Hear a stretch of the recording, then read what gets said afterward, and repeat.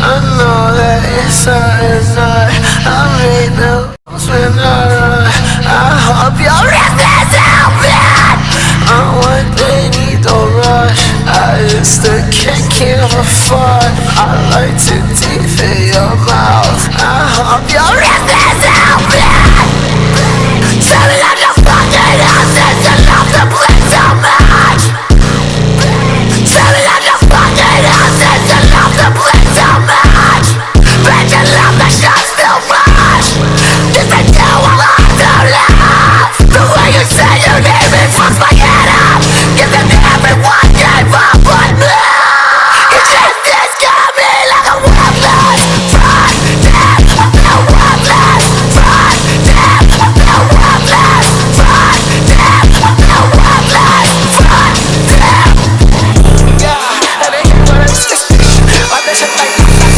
Change the tone when I'm mistaken. I bet they don't waste that shit. Pussy don't waste that shit. Lick 'em and don't waste that shit.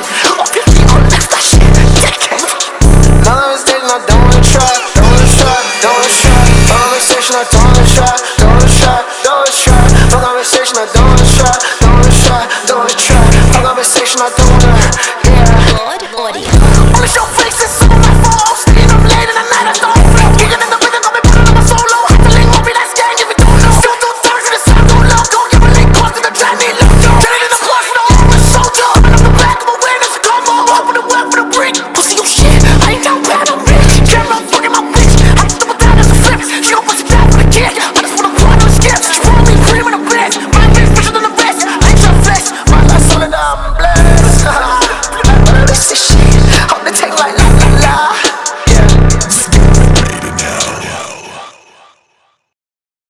Utrecht is not gonna lose this match.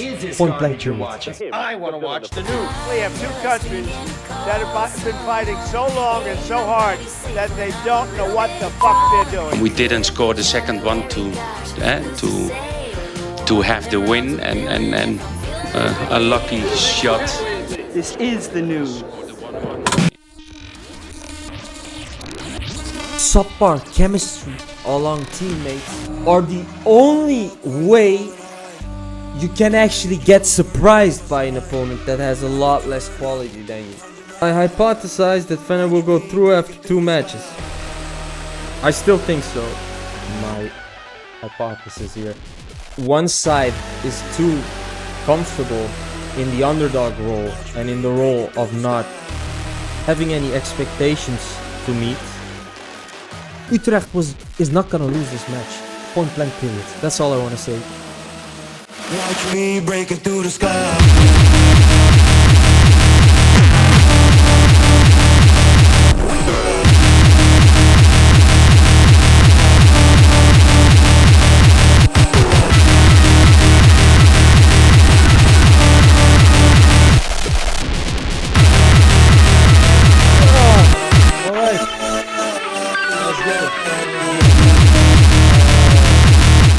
Welcome to the Shallow Always stream. I'm your host, Shallow, better known as Dennis. England is gonna destroy Norway today. England is gonna destroy Norway. Why? Multiple reasons. And why should you even... I hope I get copyright flagged for the reflection in my medicine degree of the match. I would love that, but maybe I can mitigate it by going like this. Why is England gonna destroy Norway today? Why is England even my top contender to win this tournament today? England's gonna destroy Norway for a couple of reasons. One, take away Haaland from this team, there is no team. There is no team. Put Sørloth in the striker position, and this is not a special team. Second reason, England has 22 elite players. Norway has about 5. Number 3, Thomas motherfucking Tuchel and his preparation for this tournament. Exquisite, elite. It's kicking off. We're gonna start. I'm so excited for it. Let's get right into it. I'm gonna tell you in halftime why I do this, why this is important to me. You probably think you have no idea probably why I do this, and I'm gonna explain that to you, and I'm gonna explain some things about myself.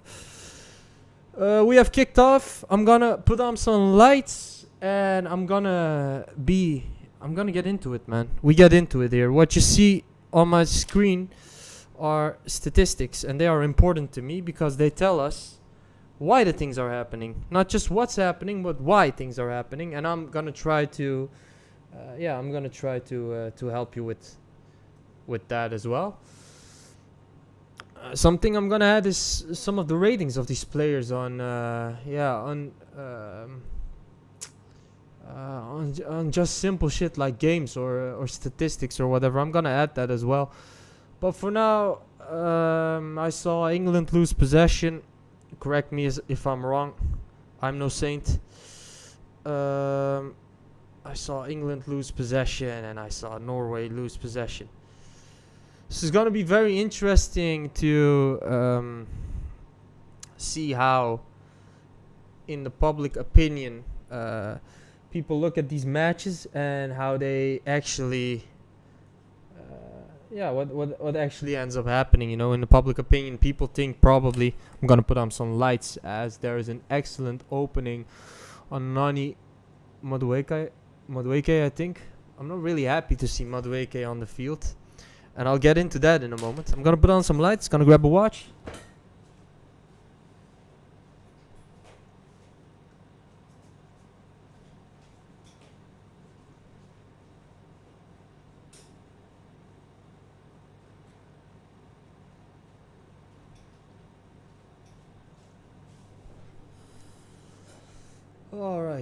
Alright. So attempts for so an attempt from England that led to absolutely nothing, and now we're looking at Norway lose the ball on England's half, and now they end up finally losing it on their own half. What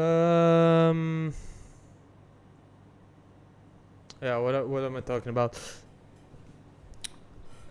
Nani Madueke, nice player, good player, very decent, very dangerous on the wing. But when you have a player with the skill set of Bukayo Saka, you should just field him. It's not even a contest. I don't know if he's injured or something like that. I just don't know. But I think he's probably on the bench somewhere. Yes, he is. So he's gonna make a huge impact off the bench. England is such a superior team to this Norway side that they might just make the difference before Saka gets into this game. But you're gonna see a huge impact of Saka on this game once he gets in, just because the kind of player he is: selfless, technically excellent, tactically very intelligent, and just an absolute menace in the 1v1 because of the quality of his dribble. Okay, so we're watching England build up now, having possession for quite some time. The Norway coach, Ståle Solbakken, excuse me if I butcher his name, but the Norway coach spoke about needing to have possession for longer in this match to be a contender in this match. That plan is already failing in the 4th minute, so that's not really positive for Norway. England keep holding on to possession, letting the ball go around. I see Stones is on the field, which is an excellent decision. Konsa's playing right back. Gee, I wonder why they didn't cancel Kwanzaa's red card. They should have cancelled Kwanzaa's red card. Now, as for the case of England's World Cup title, I've posted some videos on my social media accounts alluding to teams winning new championships in an excellent cross of Jet Spence on Harry Kane, and said some things about Tuchel, I think, and about this England team. But I want to make one thing very clear: there is no side at this World Cup that has shown such a willingness to suffer for each other as these England players. It has on multiple instances touched me to tears. Now that does not mean that's gonna lead them to a result or a trophy or a win. I'm just from my point of view trying to communicate that this England side is willing to do everything necessary for the benefit of each other. And counter opportunity for Norway.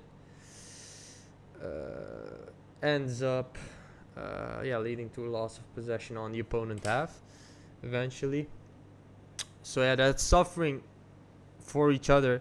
Something that's also present a bit in the Spain side.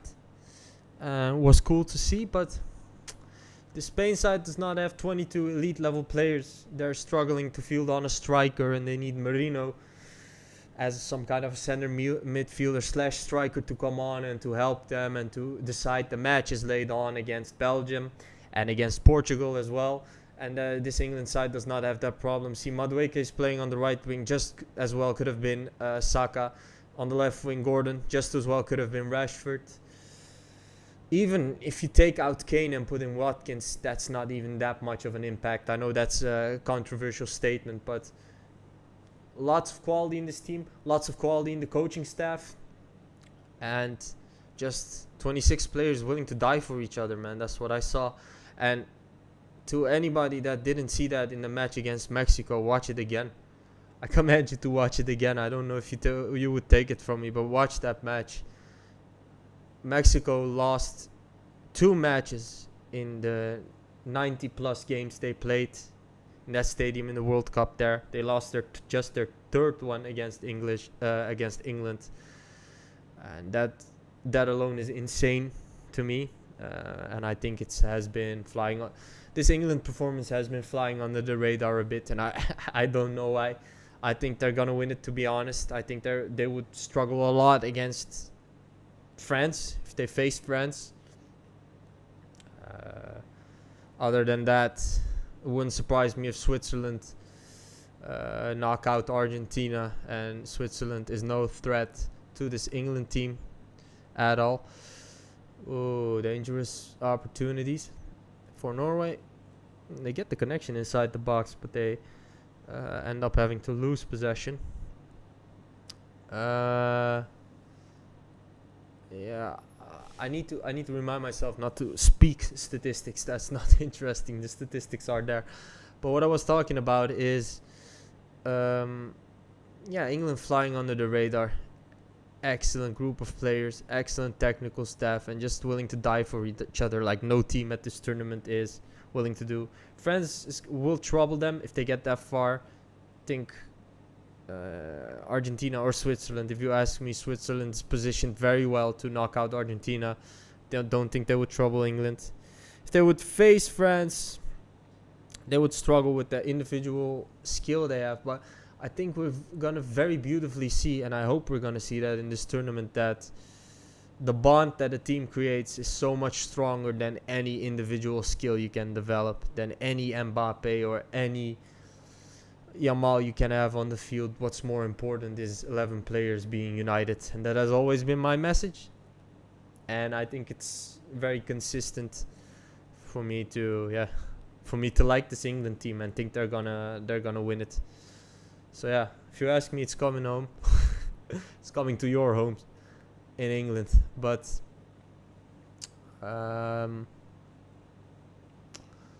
something else I wanted to point out here in this match, which is gonna be interesting. If if Norway scores 2 goals, goes 2-0 in front, I still think England's gonna win this match. I think Tuchel spoke about pounding the rock against Congo, I think it was. Just trying, just keep on trying to create opportunities, and with these quality of players, that will get you results. And I've witnessed that so many times. I've experienced that as a coach myself so many times, and I just think it's gonna happen. Spoke a lot of bullshit. Now let's see if I can get myself into focus a bit better. Think about the very high production value here on the Shallow Always stream. It never disappoints, man. Let's see. So I need.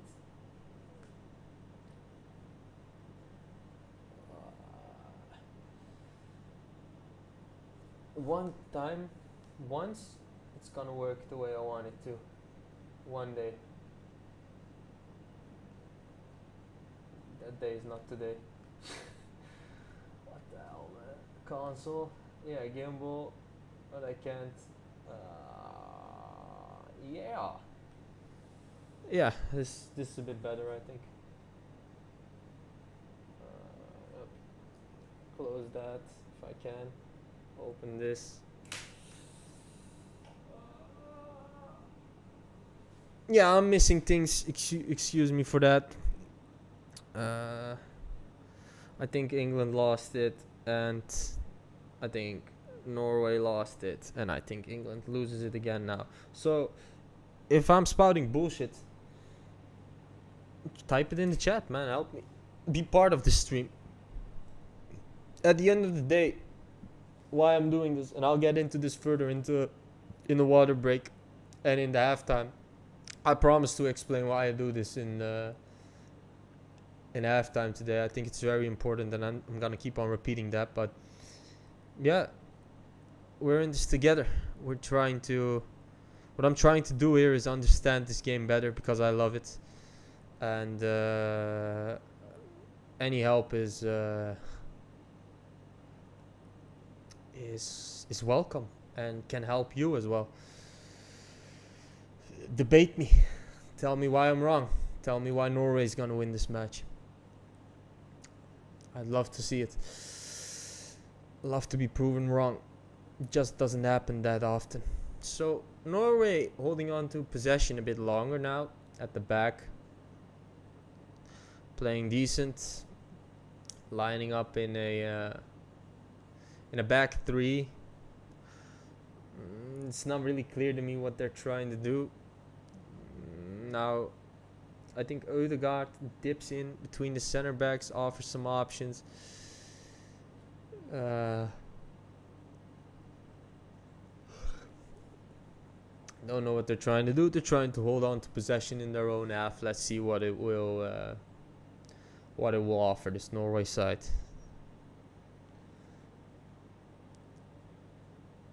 Of course, we can't look at this match without talking about the incredible development that Norway's football, just the national team, the clubs, the players have gone through. For the people thinking it is a coincidence that Norway is getting to this point and is getting to the quarterfinal, it is not at all.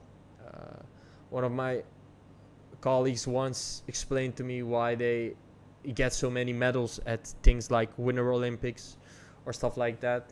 It's a country very much focused on sports, has a culture of participating in sports, trying to encourage kids to partake in sports. And then when they partake in sports, for the first 12 years of their journey, they don't put any pressure on children. They give them medals until they're 13 just for participating. They don't select the best players. They just let them play. They just let them develop. Then they help them with their technique a bit from 12 to 16 years old. And after that, 12, 14, 12, 16 years old. Don't quote me on the exact details, but from 12 onwards at least. And after that point, they start selecting and they start focusing on winning matches and what you need to do as a professional to win matches. So yeah, just letting children be children, partaking in sports, developing themselves up until 12 years old at least. And you see what kind of players and what kind of mentality it breeds. And it's a lesson for any football federation that's didn't get to the quarterfinals the way Norway did it. No coincidence at all. Anderson in possession. Stones. Kanza. Madueke.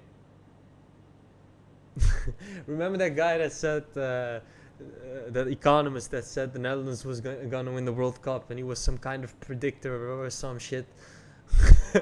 Well, how is he feeling right now? Can somebody put him on a stream, or can somebody ask how that guy is doing or what he thinks about the tournament?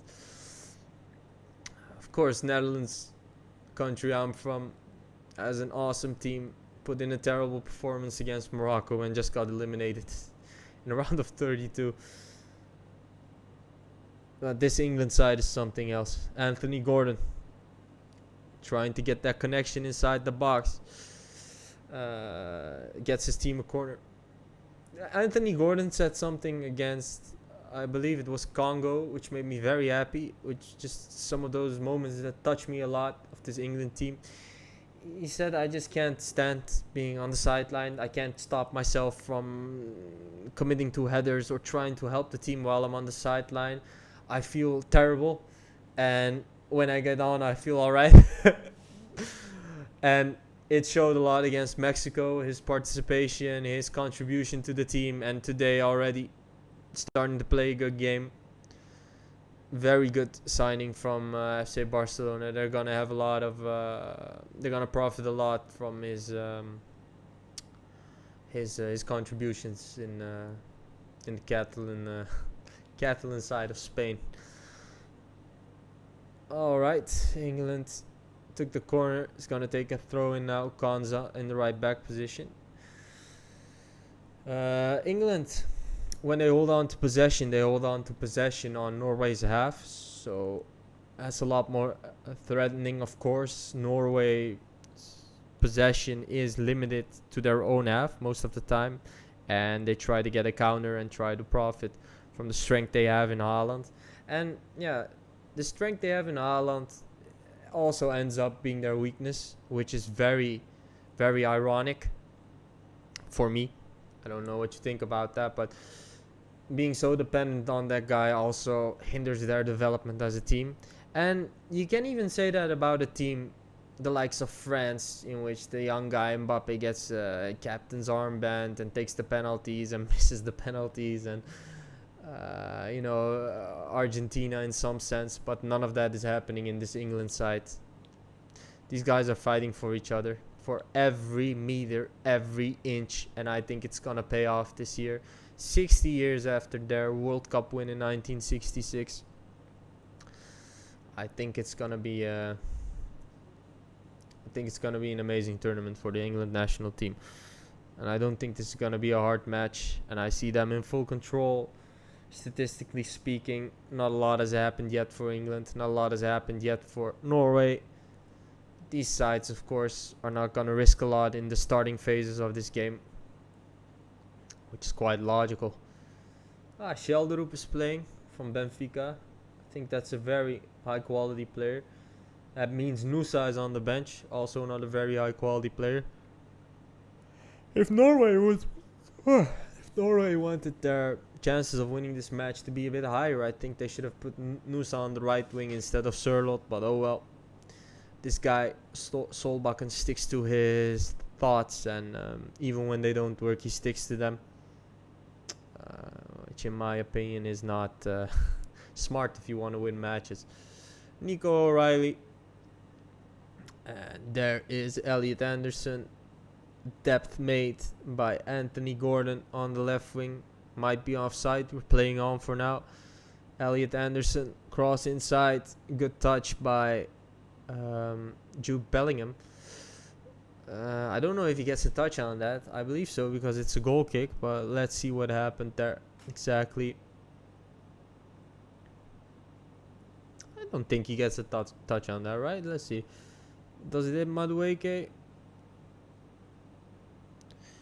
Either way, England loses possession. That's the final result anyway. Yes, okay, so we play on. So these statistics to my right are important in trying to understand if a team is earning a win, is doing enough for a win, or is likely to win a match. And all the green points the team scores is indicative of making it that much more likely to win matches. Just getting connections inside the box, getting high regains the way England does now, getting shots on target, scoring opportunities. These are all gonna be things that are gonna make it more likely for you to win. If we look at a match like the Spain-Belgium match, for example, of yesterday, Spain did at least 19 things more than what are they called? Belgium. And so yeah, they won that match eventually. To me, those kind of things are not really a coincidence. You can always lose a match. Of course you can always lose a match, but when you do what you have in your control, more often than not, you end you end up not losing matches.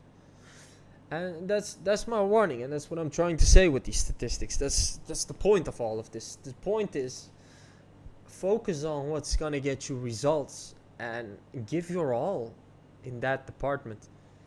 And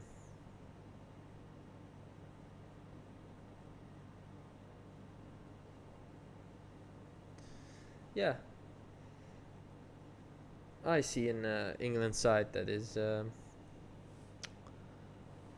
Yeah, I see a match that's open at the moment, but a bit of my information analysis and view on this tournament is that England is gonna keep pounding the rock, like they say, and it's gonna play a comparable match to the match they played against Congo, to the match they played against Mexico, and they're gonna end up victorious from this match. They're approaching this match very strategically up until now, choosing to not take risk more than they're choosing to score goals, but that's fine. That's important when you're facing strikers the likes of Haaland, Sørloth, who showed against Brazil that any mistake can be your elimination. So England lost possession and Norway lost possession. Still a very open match, not a lot of shots on target. According to my calculations, there are none. Let's see. Yes, no shots on target yet. So no shots on target means a logical score, right? 0-0. Not a lot's gonna change. England is not gonna take a lot of risks. That's clear.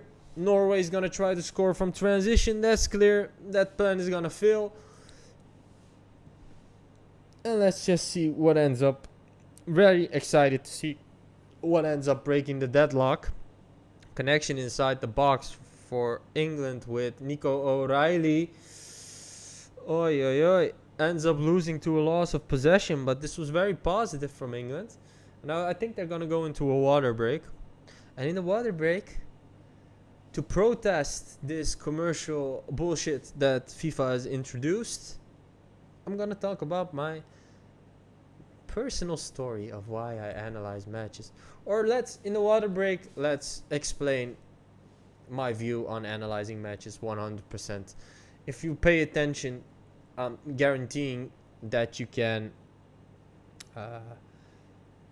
cannot predict how a match is gonna go, but you can understand every football match. I'm gonna guarantee you that. So let me explain what I do, right? So what I do, let me make myself a bit bigger. So what I do is, you see all these points to the right of my head? I count them up, and that leads to, for example, there are 22 and a half minutes left in this match, and the positive things Norway did is, one, they had a connection inside the box, no shot. And when we look at England, they had a connection inside the box and a high regain, so it's 1-2, so it's +1 England. That, in my opinion, is not enough. That's not a big lead to get you to win matches. So logical that's going to be a draw. Then you have to look at the mistakes people make in a match, the players make, and that's just loss of possession most of the time. The location doesn't really matter that much, but that's what I do. So you count up those. Loss of possession, England 9. So you subtract those from the 2. So you get -7. Then you look at Norway, they made 7 mistakes. Subtract them from the 1, you get -6. And this one is in Norway's favor. So Norway is doing a bit one thing, making 1 mistake less. England's making 1 mistake more, relatively. And England is doing 1 thing better than Norway. And basically, when you have a good grip on this, when you very accurately code all of this information in your notes, you can get a very good grip and understanding of where a game is going. And yeah, screw the naysayers, man. England's gonna knock this Norway side out. They are too dependent on one player. They have a single point of failure. Let's say it in business terms. Single point of failure in Haaland. When he fails, the team fails. England has no single point of failure. They are a team. So possession in England's favor, 73% compared to Norway. Not good. 95% pass success. And yeah, that's what we have. That's what we have to work with here, basically. Other than that, these sides are, they are in balance. I think England's gonna break that balance.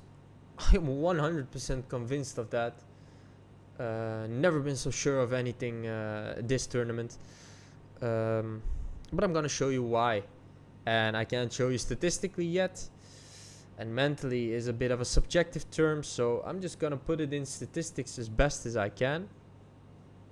And we'll see how that goes. I think England loses possession. I think I saw England lose possession. And then I saw Norway lose possession. Great moves by Bellingham. That's a foul. And England's gonna take the free kick. What is apparent though is England is succeeding in playing the game on Norway's half, and Norway is not succeeding in that. Norway is succeeding in getting transition opportunities, getting some small spells of possession, defending in an organized manner.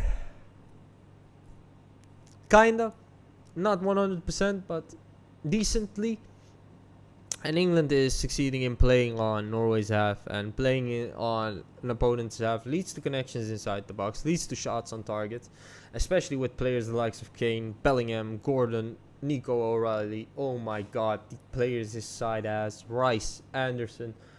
The shots on target for England are gonna come. The goals for England are gonna come.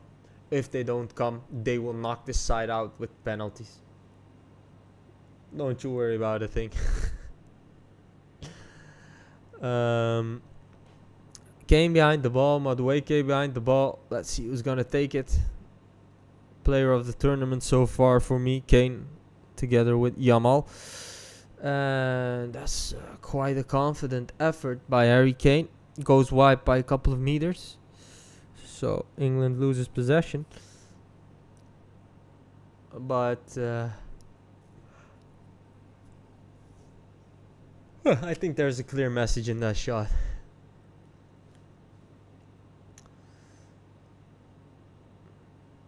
Norway tried to build from the back. England high press is beaten quite easily. They're on the opponent half now, but they played back, unfortunately.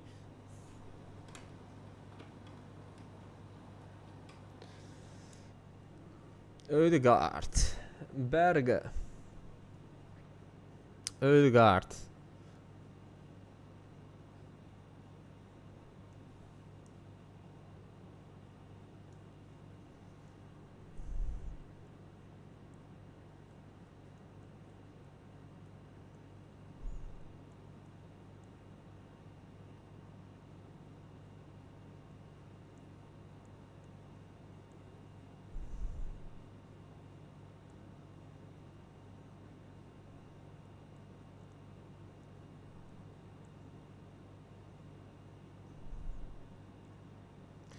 Norway just holding on to a spell of possession on their own half. Nothing interesting to note about that, because they had already beaten the press like they have. So now they're on the opponent half, and for some reason the ball ended up back on their own half, and I think it's gonna happen again, and I don't know why. Let's see if they can make a bit more out of this. Sonneberg, a bit more verticality from Norway, and look, it ends up behind that line of pressure again. Of course, the England players are organizing very tightly and They are working together quite well to re-establish those lines of defense once again, as the retarded rowing celebration is taking place. I don't know why I hate these things so much. It's a problem in my head. I'm sorry for it. I don't. It's fun when you knock out a team to celebrate something, but when you're playing a match and it's 0-0 and you start rowing, I don't know, man. I think it's fucking pathetic. Harry Kane in possession now. Gordon fouled, and England's gonna take a free kick. What was I talking about? Yeah, it's interesting to see. One of these things that is not present in these statistics, is when Norway beats the press, gets from their own half to the opponent half, they end up on their own half again. They play it back, and when they try to go vertical in front, try to create depth, try to create opportunities, they end up waiting so long that the England line of defense is already established once again, and there is no space for them to attack. So you can say England is organizing excellently. That is the case, of course. That is the case with a coach like Tuchel. That's how he won Champions Leagues and championships. But if you just play a bit faster, you won't have the problem that Norway is having. Another free kick, dangerous here for England. Let's see. Rice takes it. It's out. And England hold on to possession with Konsa.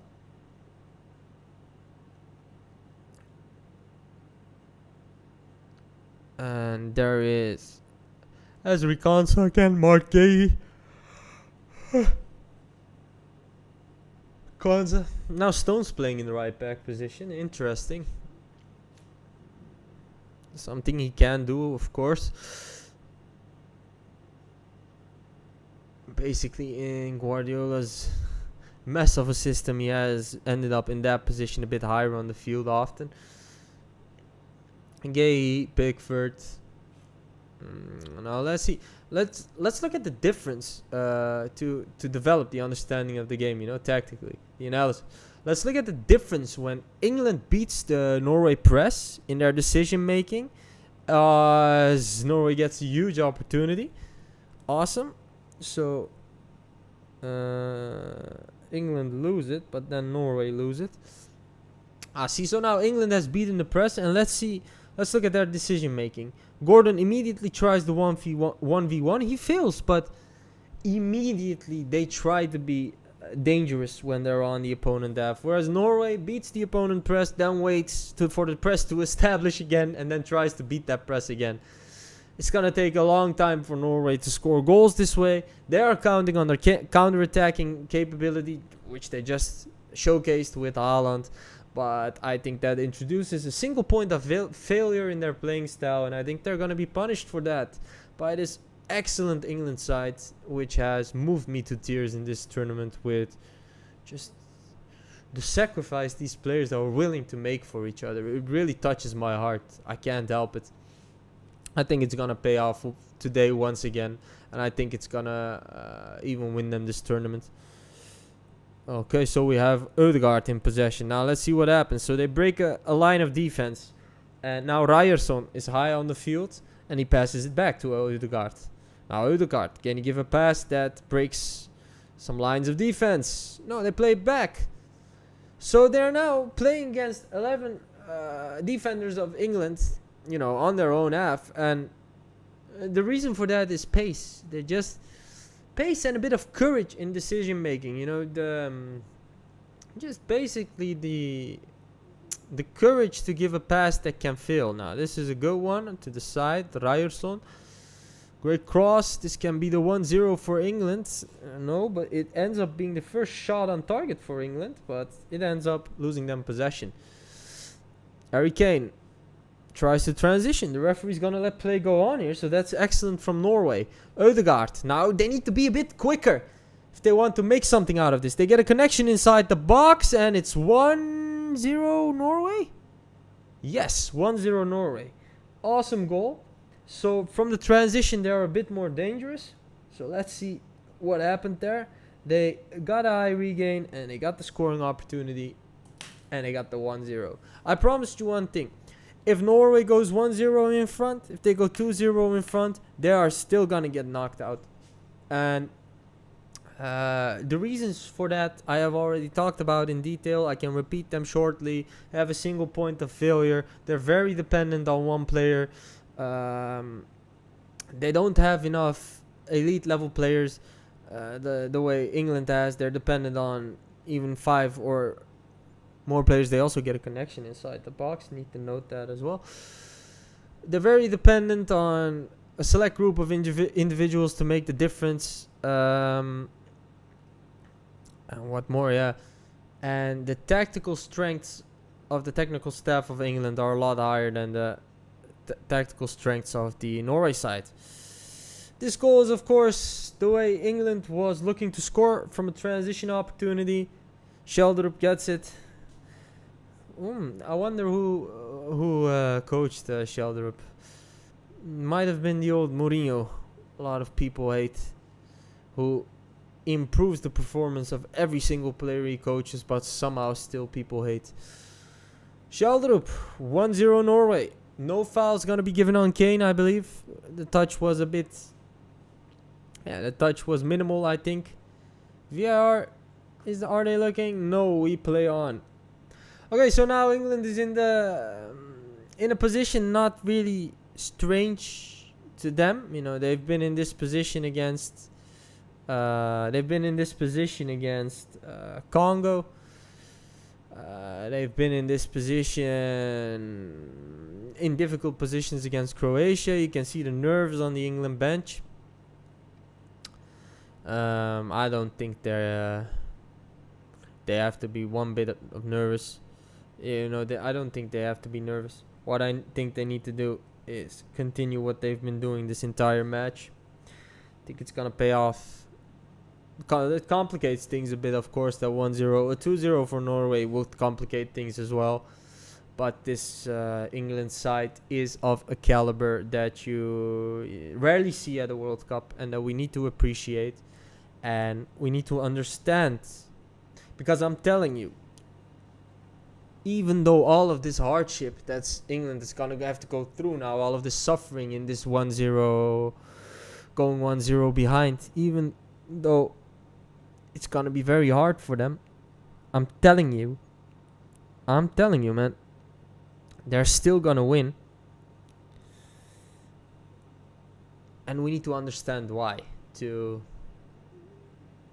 improve my skills in analyzing matches, to improve my skill set as a coach, you know, as a person who can help people, and to grow our understanding of this game. It's important to me. So what I'm not doing is focusing on the outcome here. I'm focusing on why does this happen, and what can you do to influence it as a player or as a coach, and how could you have seen this coming. Sheldrup, just excellent quality, has a good shot, went to the inside of the post. The transitions, the high regains is how Norway is looking to be dangerous, as they get an other connection inside the box, and they end up losing possession once again with Sørloth, and goes wide by just a couple of meters. Great opportunity, great shot.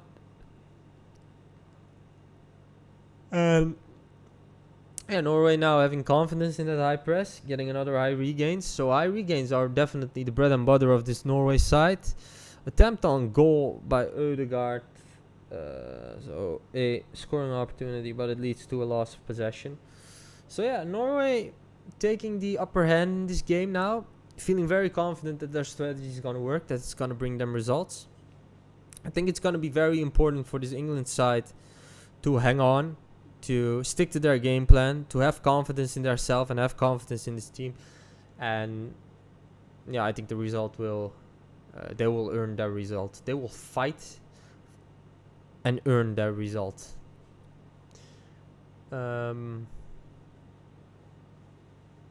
So we're seeing Gay, we're seeing Rice, I think, in possession.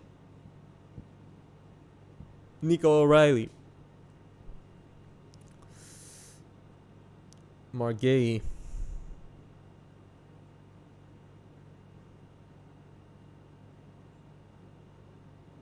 tries to make depth, but good organization from Norway. Ends up almost leading 2 loss of possession for England, but they retain possession. You know, have you guys noticed that every match Madueke played in the first 11, from the knockout phase onwards, England went behind? I don't think that's a coincidence, really.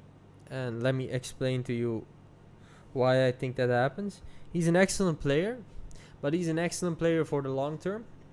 In these short-term matches, in these international matches, in these World Cup matches, where one mistake gets you knocked out, the nuances of what somebody adds to a game become they're not subtle at all.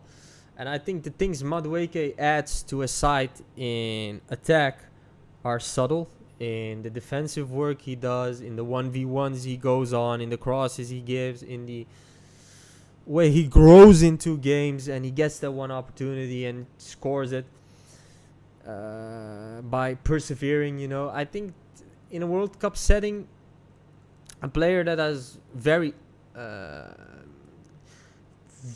high skill set, which is very much not subtle, the likes of a Mbappe, the likes of a Saka, are just more suited for knockout football. And I think it's a mistake. I think it's good that Anthony Gordon is playing, because he also makes a very huge impact when he plays, and it's very clear to see what he can do very well. And I think England needs Saka very much. And I already hinted to this a bit earlier, where I said it's going to be a huge impact on this game when Saka gets in and Madueke is taken off. Anthony Gordon down the left wing. Elliot Anderson. Interesting to see that this England side is not really appearing very phased yet. They are sticking to their same plan. They need to take a bit more risk now, of course, but they're still not very keen on doing that, which is also impressive. They're just continuing to do the same things. They're not letting the result influence their actions, which I think is something very inspiring when a team does that, and something I think is very inspiring in life when you don't adjust your behavior based on the circumstances. That's what I'm seeing, as Norway is going to try to transition again. This is an awesome break opportunity for Norway. Haaland is open. Sørloth is sleeping. Can he shoot himself? No, he cannot. So this is one of those moments, once again, if Norway would have had more pace, if they would have had more players the likes of Ødegaard or Haaland, they would be 2-0 in front by now. Unfortunately for them, they don't have those players. And they're very dependent on those players to get goals. Alright, Anthony Gordon down the left wing once again. Madueke down the right wing. Can he get a connection inside the box? Yes, he can. Crosses it inside. It's going to lead to an England corner. Second connection inside the box for England.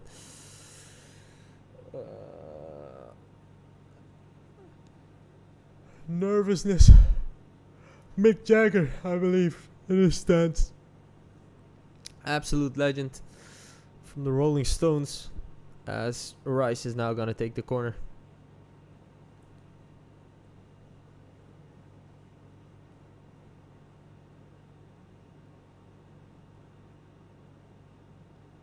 England dangerous from corners, of course. Shouldn't be a surprise to anyone. Let's see how they take this one. Rice down the right. Bellingham tries to get a touch inside, fails to do so. Rice in possession once again. Norway players want an offside call, and they're gonna get it. Alrighty.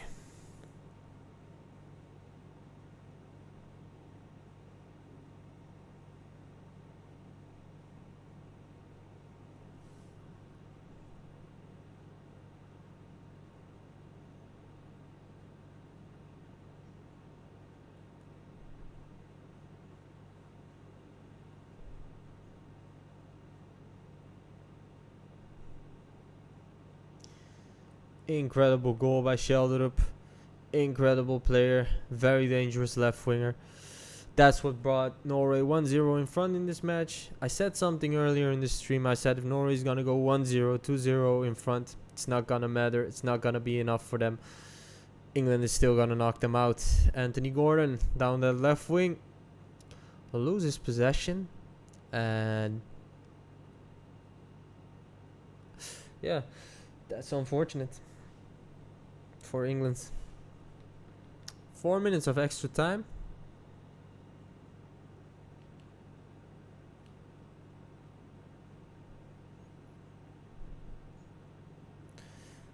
Norway loses possession. Oh, excuse me. Anthony Gordon. Great ball.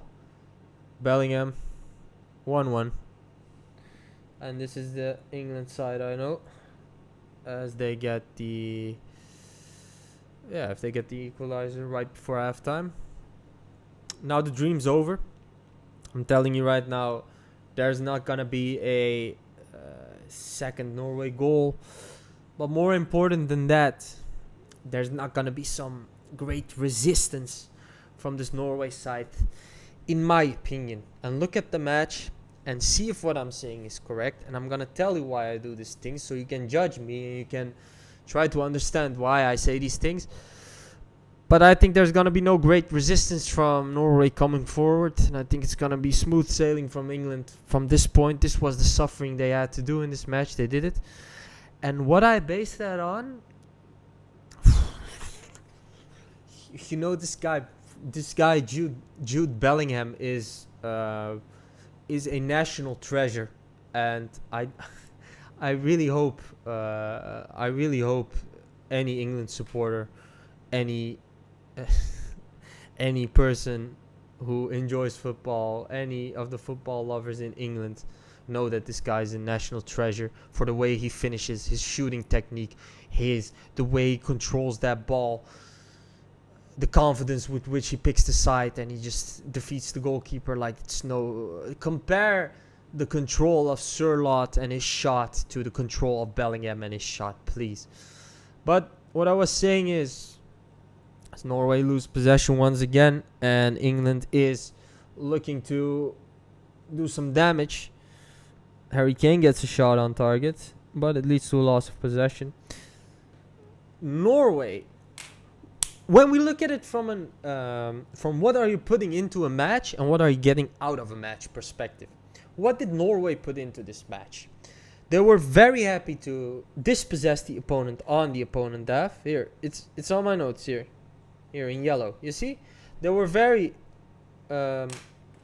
keen to dispossess the opponent on their half. When that worked, they immediately had the pace to play in spaces and try to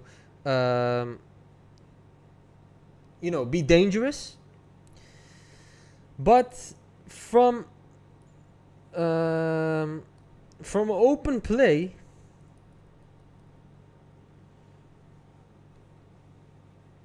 (2-1) offside flag raised.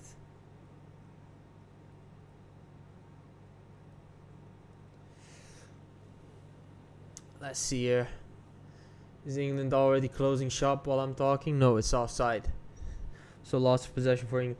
But that's their investment into this game. They tried to dispossess up high. They did it 2 times successfully. They tried to move with pace when they did that, and they tried to profit from the skills of players like Shelderup, Haaland, Ødegaard to get a goal that way. It worked out. From open play, no threat. They play in depth. They wait till the English side organizes again, and then they try to play in depth again. Then they wait again, and the England players are defensively organized once again. It's hopeless. There's no threat from open play for this Norway side. So they will have to dispossess up high elitely, either have an elite high press, or England has to make mistakes. Okay, England made their mistakes. Harry Kane made the error. Do you really think they're going to make another error at this stage? No, you need to have another plan, and Norway does not have it. And that's why I say the resistance is over for Norway. England already hinted to scoring that the 2-1 as well. Kane just slightly offside. It's coming home, guys. This tournament is England. I'm telling you about it. I'm so sure of it because they are so unfazed. They are sticking to their principles. They are fighting for each other, and they don't give a fuck about what you think about them. And now, let's get into a fun part of the show. I'm gonna explain, and I'm gonna take as long as I need to explain you guys why I do this, why I like to analyze these matches, and what my goal is and what my story is in doing this. Fun, right? It's like a little story time moment. But let's go in deep. And I'm gonna go to this. I don't know into how much detail I'm gonna go. Let me decide that real quick before I do that. I'm gonna go into a bit of detail. So, who am I? My name is Dennis. I am 31 years old, and I am gonna be a doctor in. Let's see. I'm gonna be a doctor in about 3 months, by the end of this year, let's say. I have no idea why I did that. I think I based those decisions based on, thinking it would give me a solid future, thinking it would give me good career opportunities. I take responsibility for my decisions, but it's never really sat well with me. It's never really felt like a part of my identity. It never really felt like something I was born to do. Never felt like that. I've always felt intelligent in some areas, and I felt that I've had a good analytical sense, but I didn't really necessarily feel like I would be a good caregiver. But I did that, and I'm finishing that, and I'm gonna be it. That's one of the things that defines me. One of the parts of my identity. Now, during the struggle of trying to finish that education, which is very demanding, which is very hard, I'm not gonna lie about that. It's a very demanding study, medicine. My father got into an accident I think it was my first year of medical school, and he got into a work-related accident, and he almost died from an infection because it was in a chicken meat processing plant in which there are a lot of bacteria, and he got his hand stuck in a machine that cuts the skin off chickens. He got his hand stuck into that, so he had a bacterial infection. He was almost gonna die from that bacterial infection, but what they did was cut off his arm. They had to amputate his arm, and that way he might survive, and he survived. After that, I got exposed to a different kind of reality in my life. The world didn't really feel safe anymore to me. Like, there were some kind of things that should be certainties for me, and I wasn't a little kid. I wasn't 12 or anything. I think I was about 21 or something like that. So I shouldn't really be complaining, and I'm not complaining. But I'm just trying to explain why I like analyzing matches and why I think I'm so fucking good at it. But from that moment onward, a lot of things changed. The stability that was present in my life was not there anymore. My father needed some help with some things, and I never knew what he needed help with because I never had any experience with how you live with one arm. And I never had any experience with what happens when you lose your job because you can't work because you don't have an arm, and how are you gonna pay bills, and how are you gonna live, and how is the future's gonna look, and how is my future gonna look. I never knew that. So instead of seeing safety in the world, instead of seeing structure in the world, what I mostly saw as a person, as a young man trying to figure out why I was making this decisions I was making was chaos, disorder, and danger, most of all.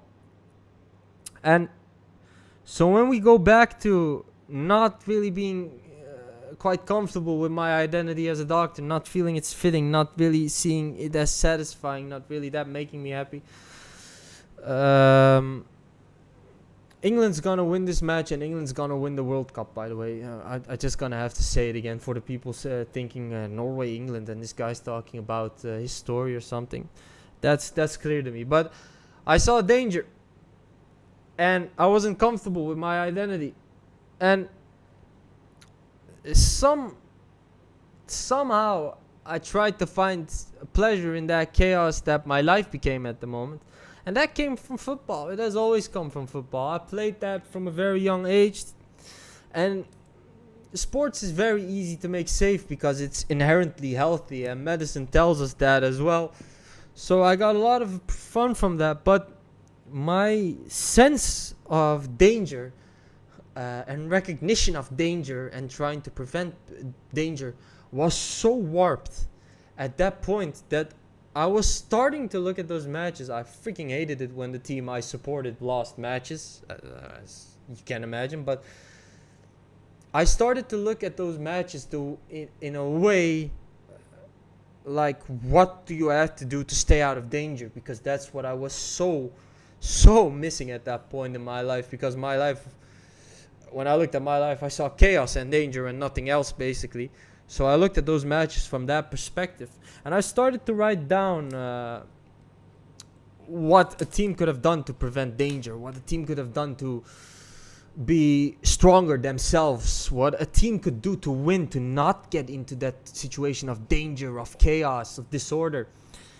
And yeah, I just started from, I believe it was about 2022 onwards, the shit World Cup in Qatar. I started writing down what a team could have done in a match, what a team did good in a match, and I started writing it down.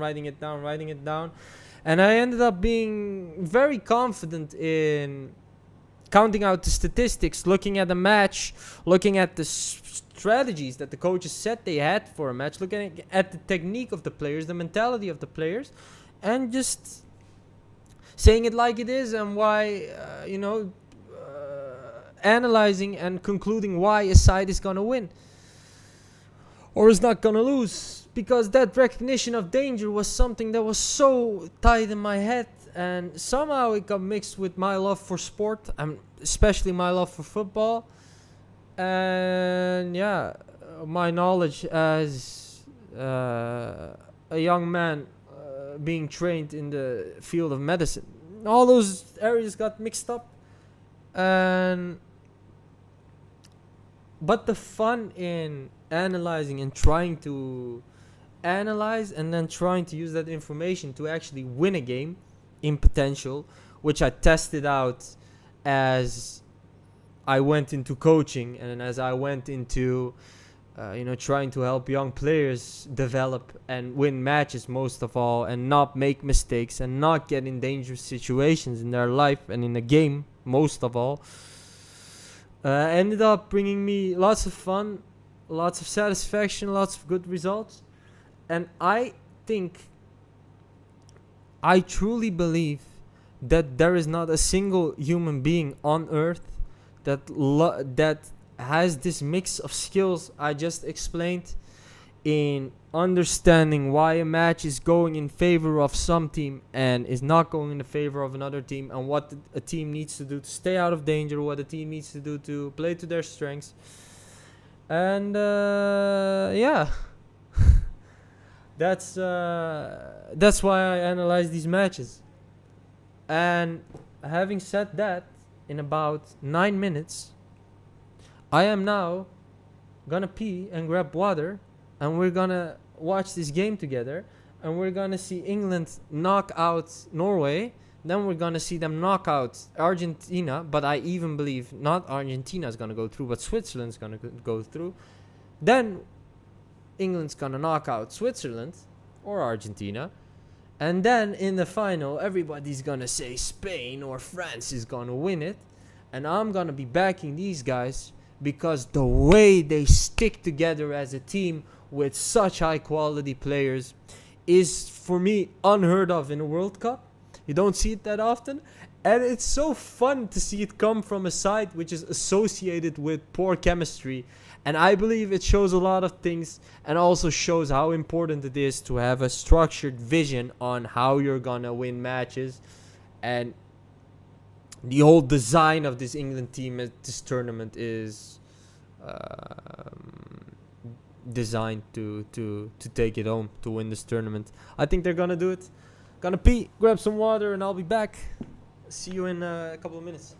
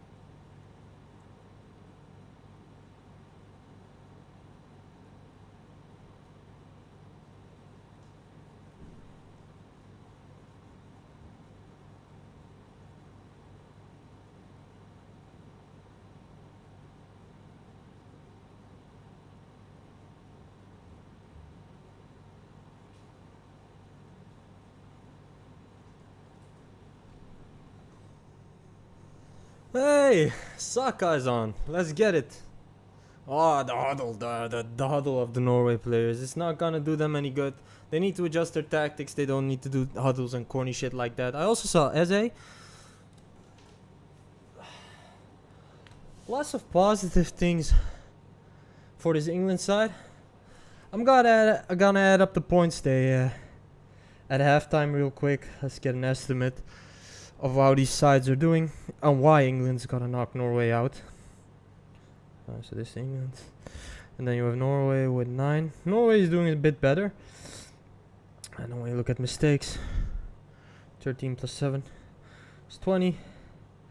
So minus 11, and then you have 18, 20, 21. So 14, 15, 15. Yeah, so Norway is doing better. Has to be said. But I think that's gonna be very temporary in this match, as Norway lose possession on the opponent half.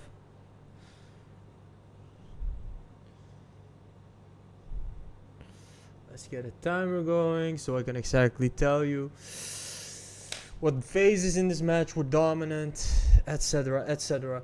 But most important thing, Madueke is off, Saka's on.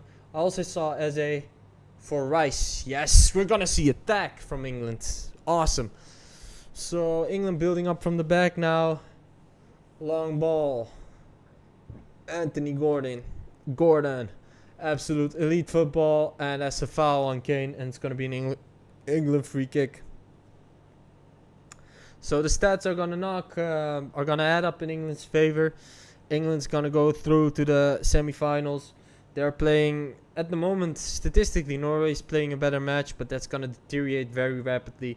Also, Saka's entrance in this match is going to have a huge impact on this game. I said that. Stick by that. As is a positive move as well, but Saka's going to be really instrumental in winning this game. As a behind the ball. Everyone is waiting for this free kick. Lots of England fans behind the goal. Good to see. This is a side that deserves to be supported. The young ones there. Good to see. Very nice.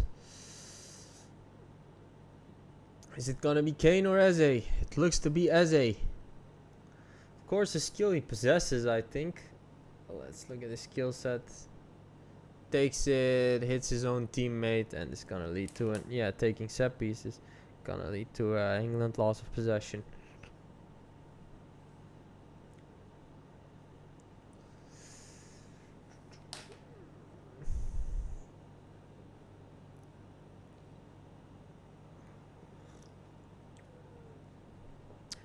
Okay, Norway is gonna build from the back. Let's see if they can play with a bit more pace once they play out that first press. No, long ball towards Haaland. Haaland extends the ball with a layoff. With a flick on. Gets in a tussle with Elliot Anderson. Great duel. They're gonna be teammates and they're fighting at the moment. But hey, Norway holds on to possession. That's positive for them.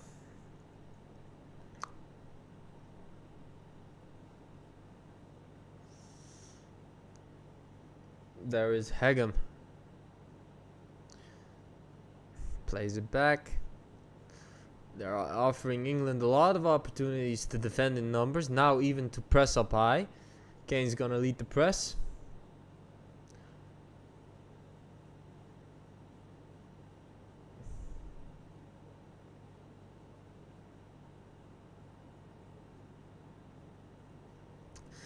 Still somehow Norway hang on to possession. And there is Sheldrup now on the left wing. Hegem. Berge. Hegem. Great ball into the space.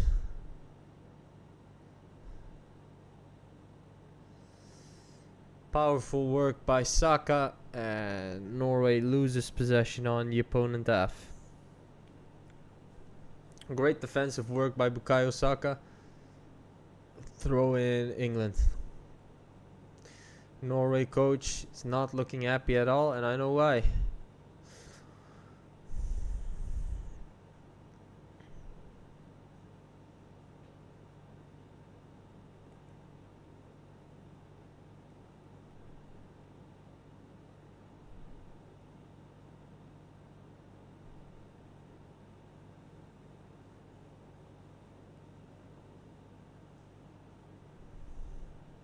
England hold on to possession. Pickford with an excellent long throw. We're gonna watch Bellingham. Great move. Beats one. Gordon is making depth. He moves it to space. Saka in possession now. Has support. Anderson. Gonza. Saka. Anderson. Gaza. Anderson.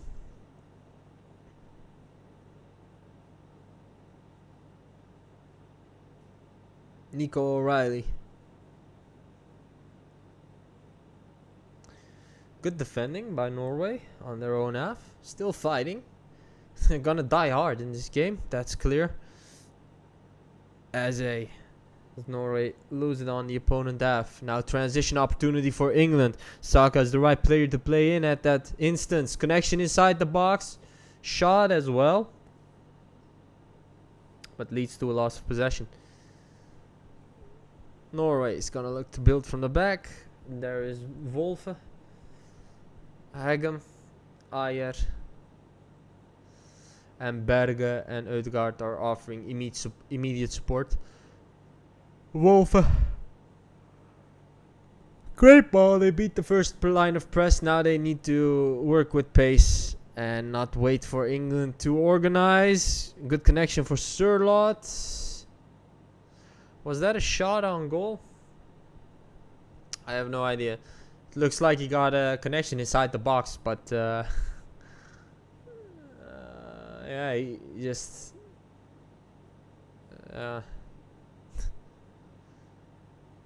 Pickford takes no risk with that. Let's call it that, and let's say they had a connection inside the box and they hold on to possession. Norway corner. In this match, England is gonna be victorious. In the sense of heading towards the semi-final.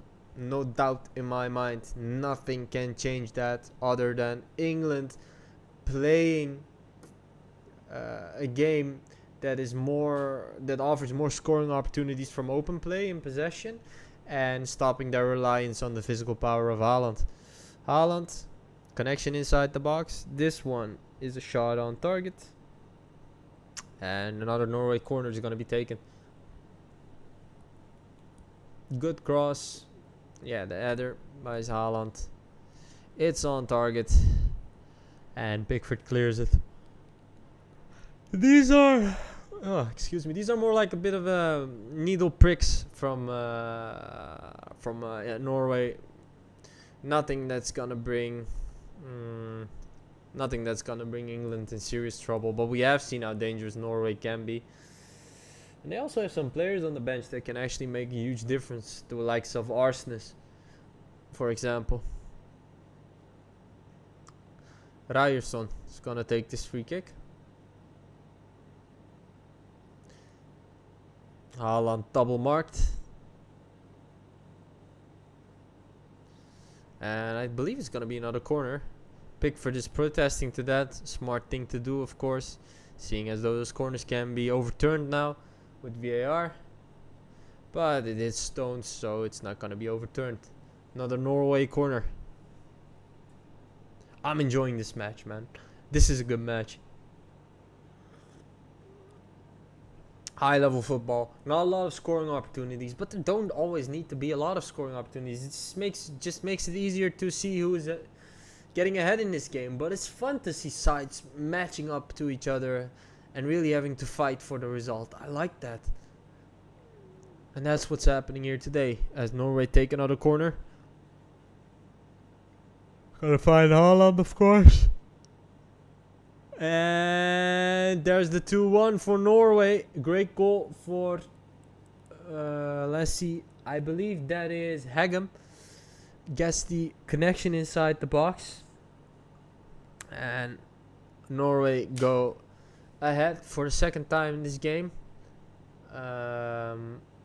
And yeah, I don't think England's gonna adjust their game plan. Let's see. Maybe this goal won't stand. Doesn't look like this goal will stand, guys. I don't know why, but no, it's gonna stand. Okay. So yeah, England. Sorry, Norway. VAR is gonna look at that, I believe. Yeah, he's offside. He's offside, so this goal is not even gonna stand. That's unfortunate for.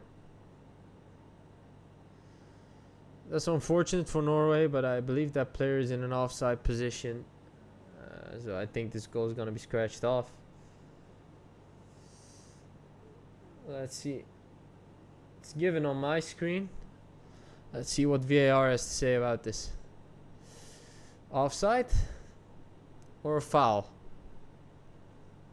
Think there was a foul made. Think it was offside even. Let's see what the referee's final decision is gonna be. They don't get much better than this referee. I believe this is Turpin. Yeah, excellent referee.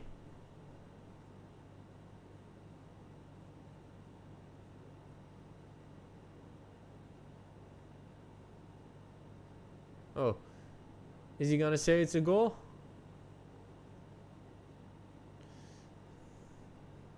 Very curious to what the decision is gonna be.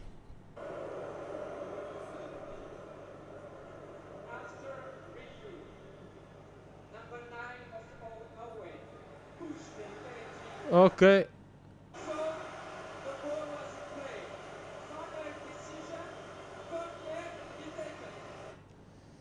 Whoa, so Haaland makes the foul before the corner is taken, so the goal is off. And you know, I talked about England being able to really suffer in a match and really suffer together as a team and for each other and fight for each other. And that skill of Norway is exactly what is being tested mentality-wise. In this instance, in going ahead in such a huge match, in such a historical match, and having their goal scratched off the board ruthlessly for just a little bit of pushing and shoving. This is going to test Norway mentally hugely. I think the England players can get over those kinds of tests, and I don't think the Norway players are going to do well with that kind of challenge.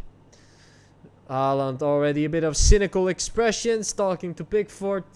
Pickford needs to focus on the game as this corner is going to be retaken. Oh man. Oh man, oh man. What a game. Ødegaard's going to take the corner, I think. Lots of players in the box. 6 players in the box of Norway. Everyone behind for England. Bellingham calm and composed. And Norway hold on to possession.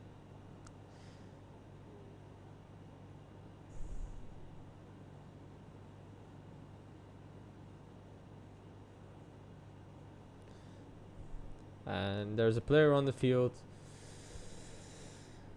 I think that's Ryerson, and we're gonna have to wait for him.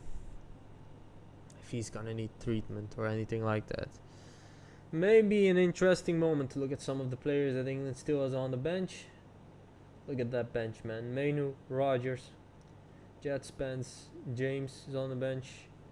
Chalova, Rashford, Watkins, Tony.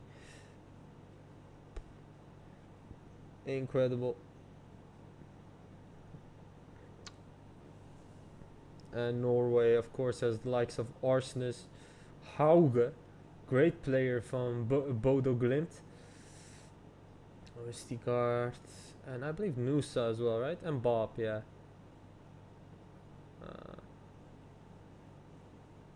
Faulkner. Yeah. So Ryerson is gonna need treatment. I hope he can continue. Good player. But for now, he's going to the sidelines. And Norway are gonna have to play with 10 men for a minute. Oh no, he's off as well. Excuse me. He's not gonna be able to play on. And on comes Arsnes, which actually, if you ask me, is quite an advantage for Norway, because that's another excellent player and an excellently coached player as well. Frederik Arsnes. Let's go. Wolfe with the throw in.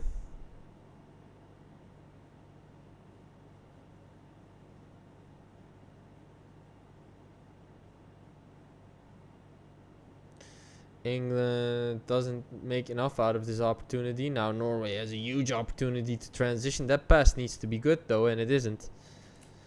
So ends up losing them possession. England lose possession. England needs to solve this problem, and Bellingham tries to do so. I have to praise this Norway side though. I mean, I said in no way I meant to be cocky when saying that England's gonna eliminate them, which they're gonna do. But that doesn't mean that this Norway is not an incredible side as well, which has earned their spot in the quarterfinal and is fighting to get to the semi-final with all they can offer. But there's just simple factors that are not playing into their advantage and that they can't adapt. And they can't change at this point in the tournament, and that's gonna cost them elimination. And most of all, that is not playing as a unit of 11 players and putting emphasis on the quality of players like Haaland, Ødegaard, Sheldrup, Nusa, whatever, and not being able to perform as a unit. That's what's gonna end up being their elimination. And England's ability to fight with 11 men, fight for each other and work together so excellently like they have done this whole tournament is basically making them undefeatable without people realizing it that much. And I believe the hype is gonna increase a lot after this match, and it's gonna be fully justified. Norway playing on their own half again. See, once again, what happens when Norway tries to be dangerous from open play is they do not succeed in finding any options to, you know, break on the opponent half, and then they end up somehow all the way back on their own half with 11 England players in front of them, which is a shame. It's just, it's not being able to be dangerous after beating that first press. Sheldrup. Is that Arsnes now in the right back position? I believe it is. Also an offensive threat. Okay, what can they do here? England has Norway has a lot of possession, even though England has grown into this game, and it's gonna be a risk for England to hand Norway this much possession. But it looks like England is looking to capitalize on a one transitional moment and be very lethal when that one appears. And that's the strategy. It's a risky plan, but it's what's happening on the field right now. Ball goes wide all the way to the right side, and that's an offside call which is given. So since there's less than 30 minutes left in this match, it's interesting to look at the point tally now. So Norway is playing an awesome match, 13 points. England is not playing that good of a match. The lead for Norway has actually increased, which is interesting. And then we're gonna look at 2025. 13 minus 18. And they have like 18, 20, 25 as well. Minus 12. Yeah, Norway is hanging on, and if things go on like this, we are gonna head into extra time, which is of course a rational possibility. But what I think is gonna happen is England's gonna knock this Norway side out in regular time. I believe so. It's no guarantee because Norway is playing a very good match, so it can just as well go to extra time. But I believe England's gonna knock them out in regular time without having more scoring opportunities. So they're gonna look to be efficient, the way a Mourinho side is efficient, and that's a risky strategy. But if they hang on to it and if they execute it with discipline, I think they will be rewarded for it. Lots of legends there: Cafu, Kaká, Del Piero. Oh my God, Djorkaeff, Wenger, and I think I even saw Fabregas there sitting in the stands. I pressed from Saka, said he should have gotten the ball. Referee thinks otherwise.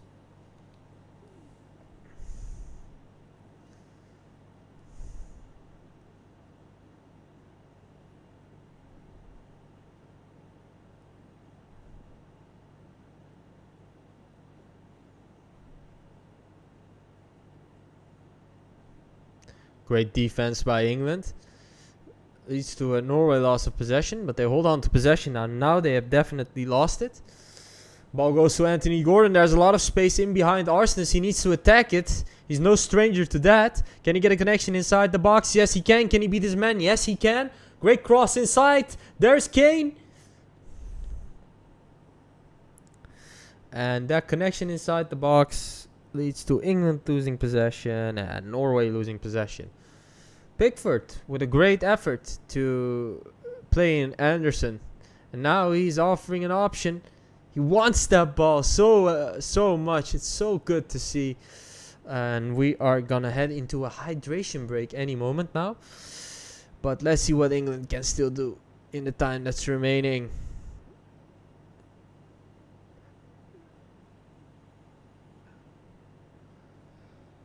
Konsa, Stones, and Gahey at the back. Anderson, Saka. Nusa is gonna come on now. Well overdue. It's gonna be interesting to see. This substitution is poorly timed because any moment there's gonna be a hydration break, and then you're gonna decide to bring on players. I believe Tuchel was talking to Ollie Watkins. Let's see if that's the case. So number 22 is going off, which means... Oh no, he's coming on. So Sørloth is off, Bob is on. One of those very good players for Norway, and Shelderup is off. And on comes Nusa. So a style of playing for Norway, a formation which leads is gonna offer them a lot more scoring opportunities if they as we go into the hydration break. If Norway is more, what do you call it, is more, plays out the opportunities they get well, or tries to profit from what they can do in this match more, if they try to play to their strengths with this formation now with Nusa and Bob and Haaland, then they can win this match. But I think that the problem in getting to that point is the coaching staff and them not being courageous enough to make that decision to play with pace, play in possession, take risks on the opponent half. And I think England is gonna find that mistake that Norway makes. Is gonna make depth. It's gonna punish it with Saka, and is gonna book their place in the semi-final. So when you look at points, Norway is leading, so that's of course what is holding England back. Norway is playing the better game, statistically speaking, but that one moment is gonna decide this game. And there are not a lot of coaches which give me the confidence to say things like that. One coach who always convinces me of being able to not play a good game but win a match is Jose Mourinho. Tuchel is definitely another one, and there are a couple of other coaches, but they that and the player quality and the mentality, and Tuchel being here, are the factors in making me think that England is gonna find that one moment, either in regular time or in full time. In transition, they're gonna punish Norway, and Norway is not gonna have the mental strength to come back from that goal being ruled out and them having to fight in this match for every centimeter. Haaland with a lot of frustration with the referee. I think his name was Turpan. I freaking love this guy. Let me be very clear about that. If I can see that somewhere.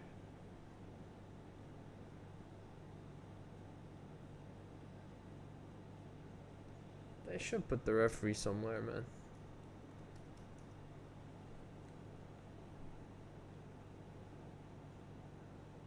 Yeah, Turpin. Awesome referee. Okay, Reece James. Ooh, good to see him back. And who's coming off? None other than Gordon. Defensive solidity first. Safety first for the England side.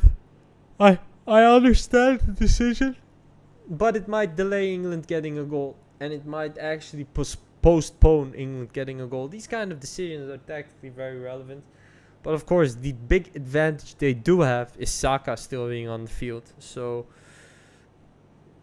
we're going to have to see how this substitution is going to play out. It's definitely a defensive substitution, but it might not impact England negative if it stops Norway from getting connections inside the box now, as Norway loses possessions on their own half. Because don't underestimate the defensive stability that Reece James offers. And also, Reece James is not a player who has no offensive contribution, so he's still gonna have a lot of contribution. And to be honest, I see him playing in the center midfield position now. He gives a terrible pass. Of course, he needs to warm to the match, but he's playing in the center midfield position, which is interesting. Okay, so a lot of space in behind the Norway defense, but greatly recovered from Norway.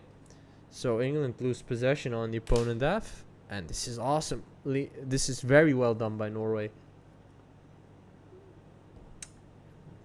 Wolfe, Ødegaard.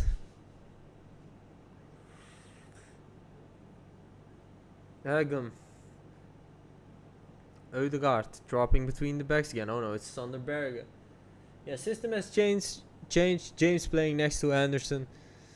Still that 4-2-3-1. So not really defensive change. Just a bit more body in midfield is what Tuchel is looking for. If Norway makes a mistake, I think England's gonna win it. I think they're not gonna take any big risks in a phase like this, which is understandable. And I think Norway does not have strength to make the decision here in extra time or in penalties. Here they're already making mistakes. Saka almost intercepts it. They hold on to it barely. Nyland. And now Norway lose possession. And we're gonna watch Eze, Reece James, Konsa, Bukayo Saka. 2 versus 1. Gives the ball to James. Well, excuse me.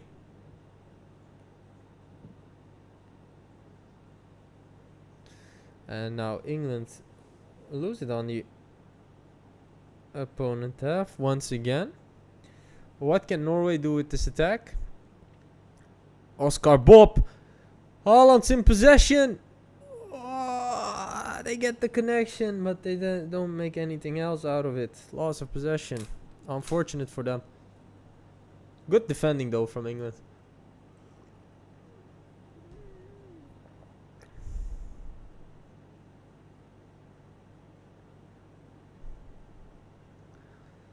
Pickford just hands over possession. I don't know why he does that.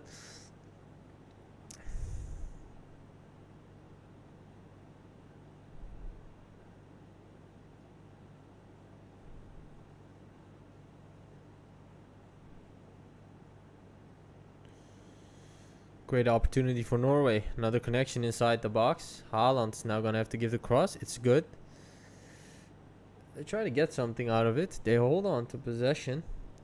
Nusa, once again, another connection inside the box. Tries to get more out of it. And they're going to get a corner. We're heading into the, slowly but surely, the final 15 minutes of official playing time. Lots of extra time is going to be added. So at least 6 minutes. As we see the legends Ashley Cole and John Terry on the stands. Good to see them. Or at least that's what I see. And Tuchel looking pensive. Not really looking happy, but yeah. Norway fighting with all they got. Could they get a shock result here today? Would surprise the hell out of me. I'll tell you that. Turpin giving some instructions to Nico O'Reilly, to Haaland, saying, I got my eyes on you, and we're gonna take this kick now. See what's gonna happen.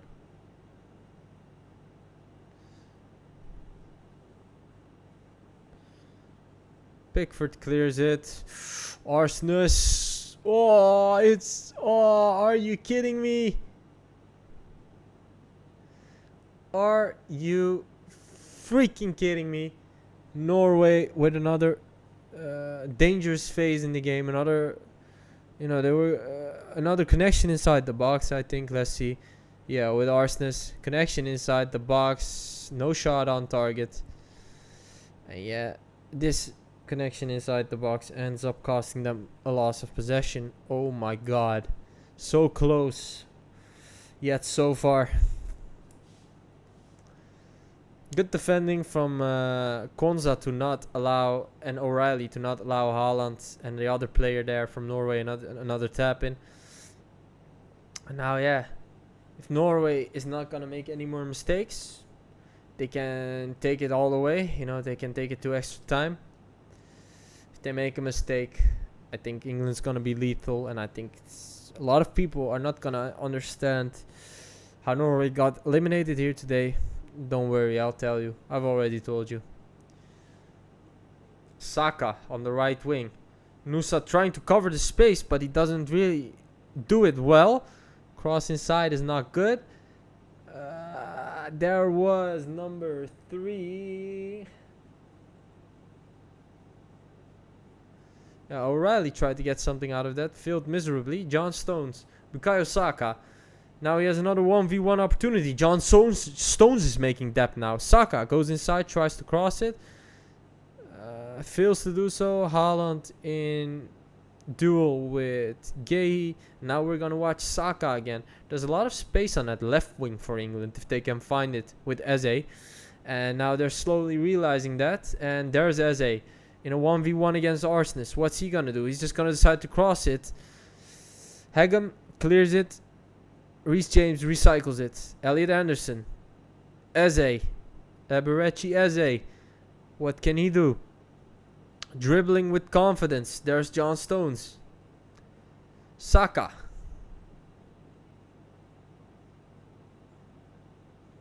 Stones. James. Saka.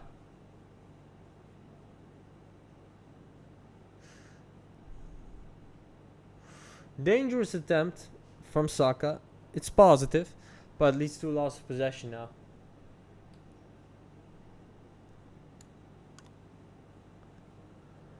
Let's see here. Yeah, that was an in-swing cross. If someone could have gotten on the end of that. These crosses are very dangerous, of course. Elliot Anderson. Just that ball is a bit too hard for him. Just there's no control at all the way the Norway player Ayer hits the ball. Ends up hitting the post. So unfortunate. Norway still fighting. Haaland. Now Kane trying to do the dirty work, but Norway cling on to possession as we head into the final 10 minutes of official playing time. Are we going to go to extra time? Is Norway going to make that mistake? Are they going to be punished for that? We will have to see. It's going to be very interesting.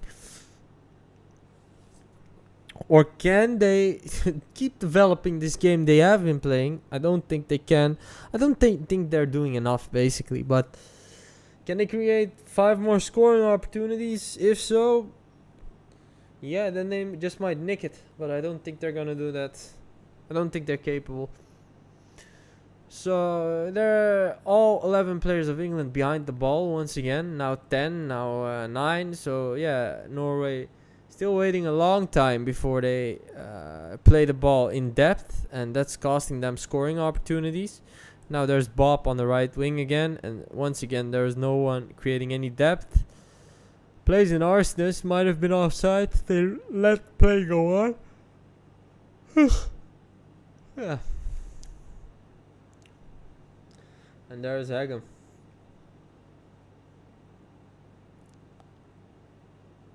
Nusa. This is good, but Nico O'Reilly says no way. And Norway is gonna play on the opponent half once again.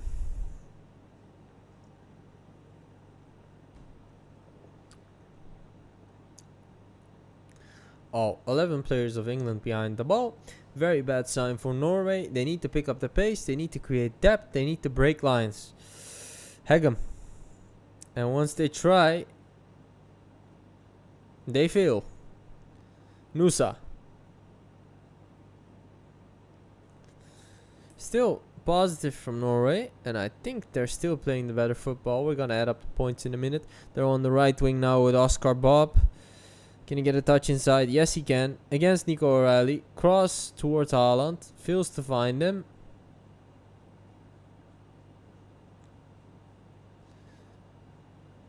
England players are saying it's offside. Referee lets play go on.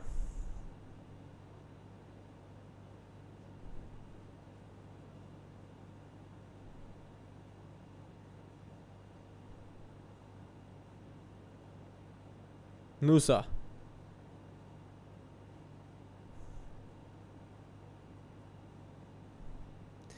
Norway is doing a lot of things correct, I must say. They definitely are doing a lot of things correct. Okay, so about 15 minutes remain in this match. Let's add up some points. 9, 13, 14, 16 points for Norway. Awesome.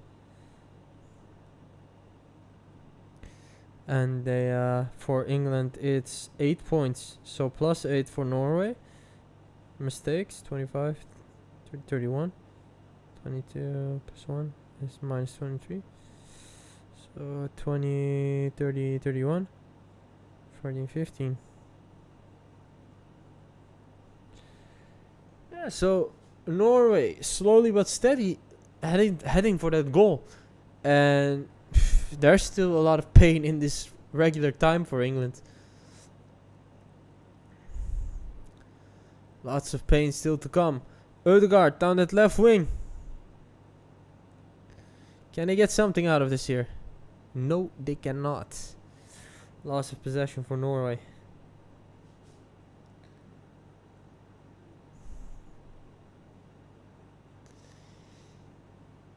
Stones. James.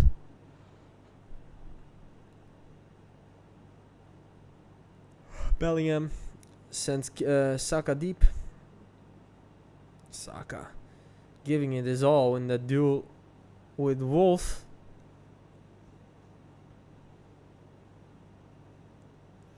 But ends up to in England loss of possession. Well done by Norway. Final 7 minutes of official playing time. About 6 minutes of extra time are gonna be given.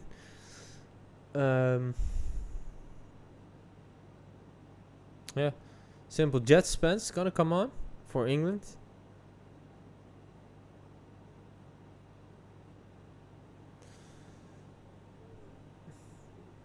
Let's see what impact he can make.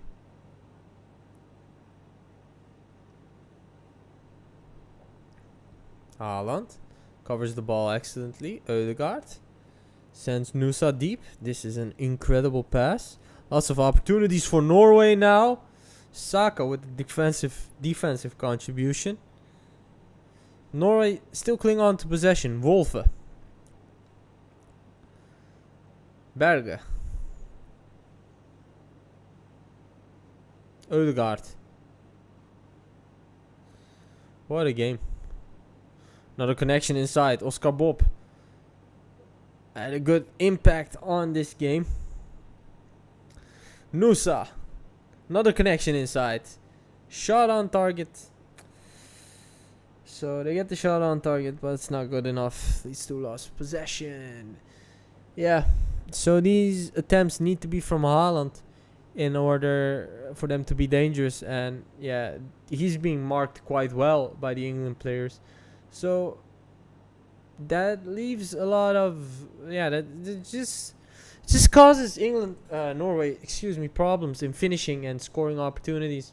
So dependent on that guy. Once you block him, basically their goal scoring capabilities are very strictly limited if you control Haaland.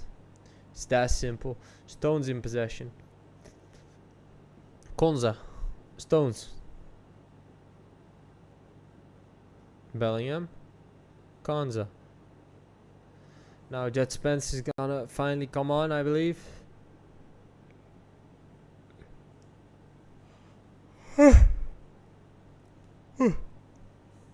It's late. I'm tired.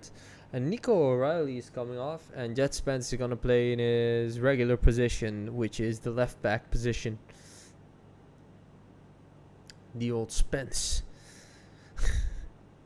gave that wonderful cross in a friendly game against New Zealand, where Kane just had to head it and he scored.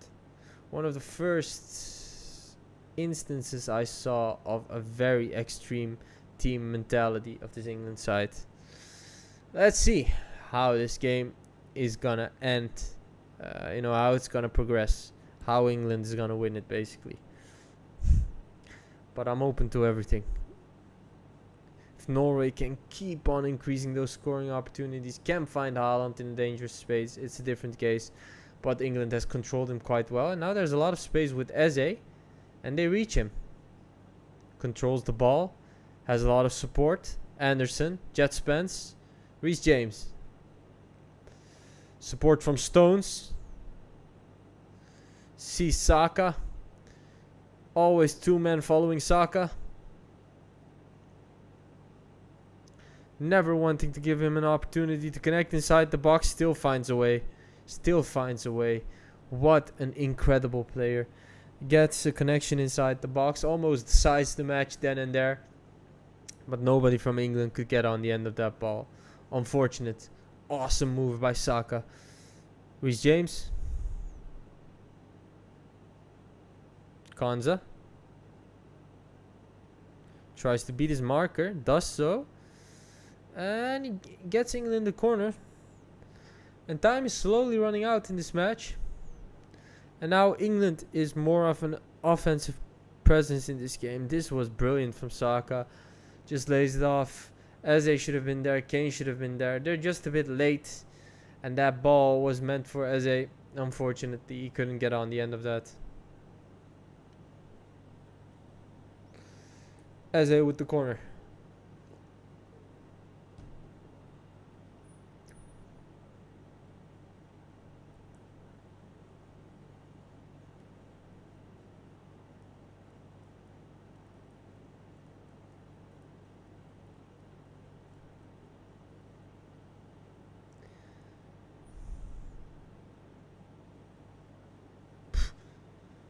Referee blows for a foul. England lose possession. Harry Kane does not agree with that at all. Oh my, are we gonna see extra time? Luis Suarez on the stands.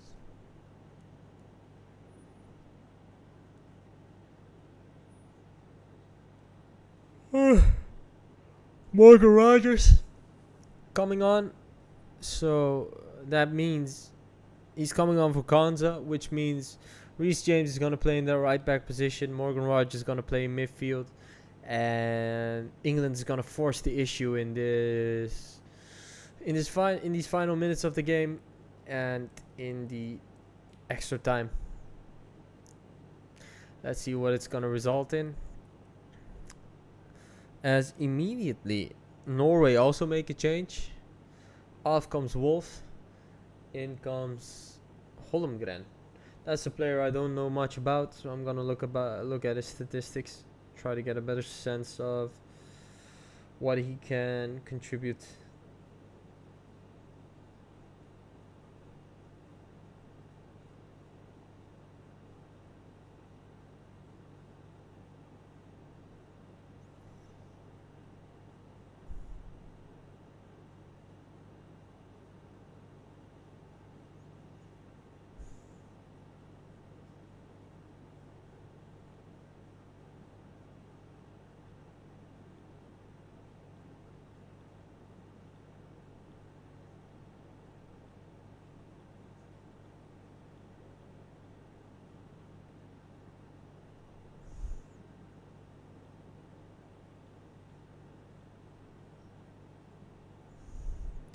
Norway lose possession on the opponent half. Opportunity to break from England. But it's a bit ambitious, that pass towards Spence. Spence is going to press highly on the keeper. Yes, 7 minutes of extra time. Completely correct.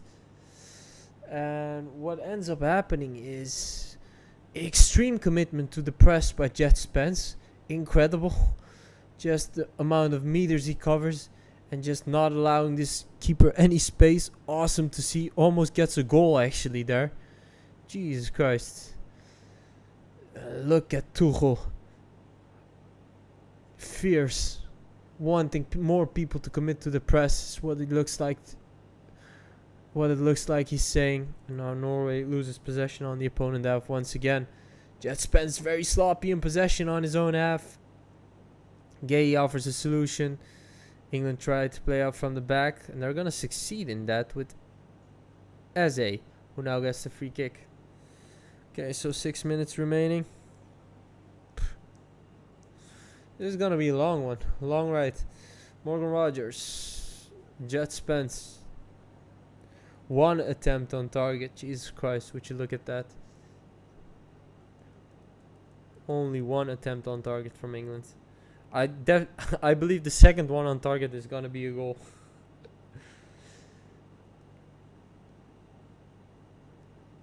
One attempt on target? I have 2. How the fuck do they have? Yeah, they don't have it right. There have been 2. See, when you're so so into this game like I am, you catch some things that even TVs don't catch. England had 2 shots on target, not 1. Anyway, loss of possession on the opponent half.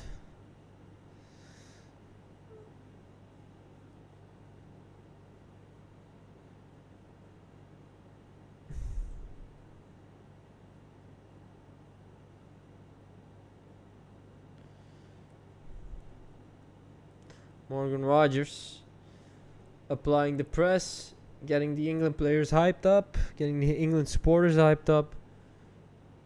As we are gonna head into extra time. Who would have thunk it? Who would have thought?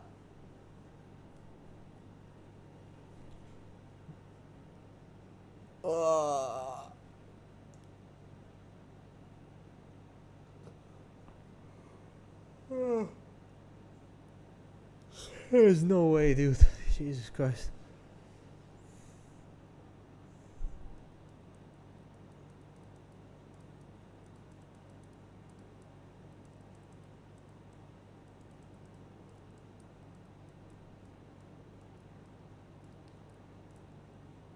That's a good shirt. Harry Kane with the World Cup. And Bobby Moore with the World Cup. That's the spirit.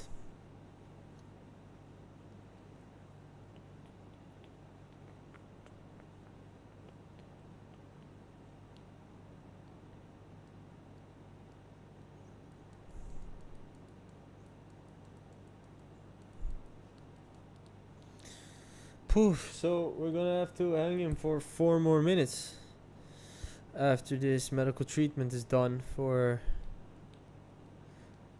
Was it hang him? Then he's gonna have to... he's gonna have to leave his team for 1 minute. They have to play with 10 men. It's gonna force them, which is gonna stress them. And let's see what's England gonna do in that 1 minute. Just to wait. New rules, and James throws in, and we play on. Stones, James, Saka, James, Saka.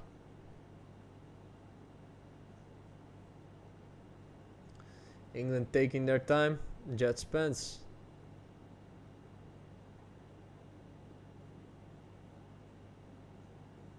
As a Morgan Rogers. Gay, Stones, James. Great cross. Oof. Touch inside for Bellingham. And that touch inside leads to a loss of possession. Yeah, England trying to get a attempt on goal in the final minutes of the game. Unfortunately for them, it's not working yet. And yeah, they definitely need to. They definitely should have tried to create more opportunities in the second half, but they look they look very okay with going to extra time. Let me put it like that. This is a good high regain, if you ask me, from Eze. Can't believe it, but the referee gives a foul. 3 minutes left. Interesting game. Yeah, let's see what's gonna happen now.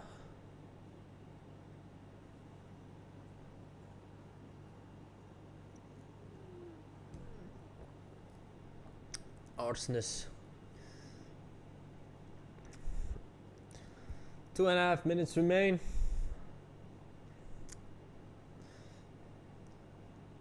Both these sides are preparing for extra time now. Basically, don't make any mistakes. It's the code. It's the mission. It's the plan. And yeah, get ready to play 30 more minutes of elite level football. Saka.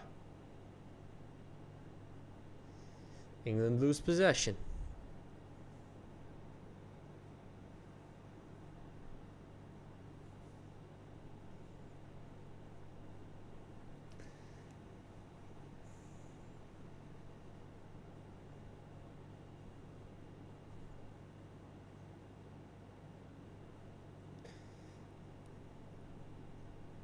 Bellingham says a foul should be given here. I think it's impossible to give a red card for this because there is no ball. Let's see what the situation is. Yeah, there is no ball near Bellingham, so this is not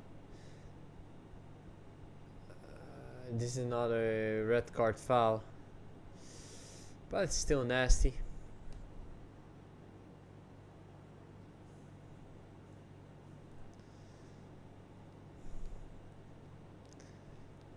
Yellow card would have been in place, I believe.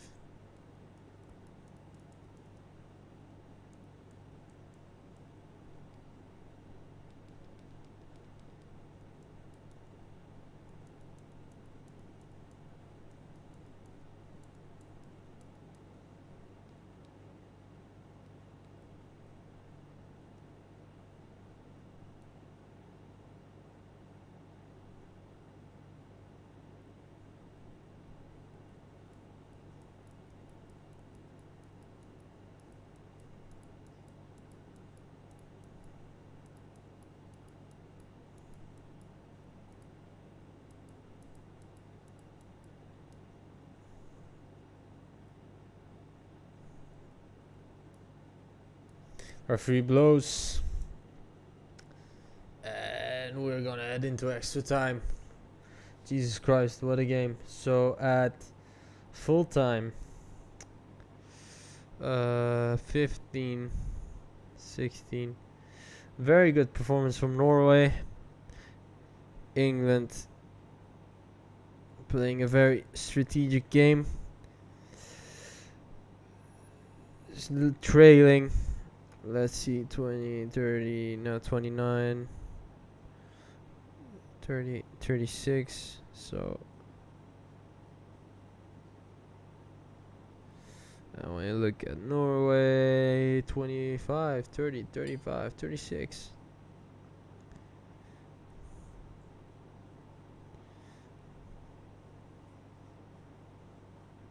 Norway hanging on to that +8 lead. England should be happy, but it's their excellent organization that gets them this far as well. Should be happy to get the opportunity to play extra time. I'm gonna dip for a second, and then we're gonna be back. Let's see how tense this is gonna be. I think England's gonna kill it off in extra time, but if not, they're gonna eliminate Norway with penalties. But the belief will be growing with Norway, also seeing as though they're playing the better match. But playing the better match against tacticians like this does not guarantee getting the better result. Okay, I'm gonna dip and I'll be back in about a minute for the extra time. This Norway-England match.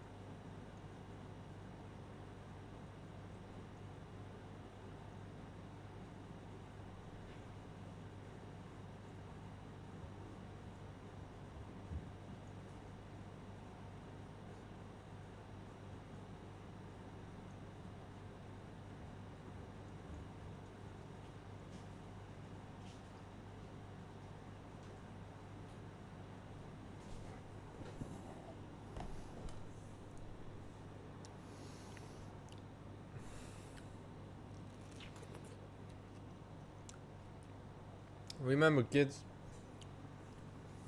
always eat your protein and fruit before sleep.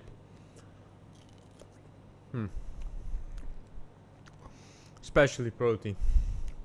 Fruit is just because I've been lazy today. And my fruit consumption. Okay, Hagam is off. Had to undergo treatment. Is not gonna be able to continue on. Ostigard comes on.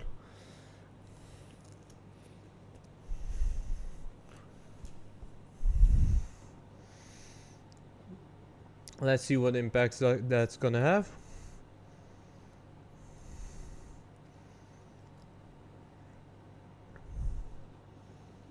Now the England players unite.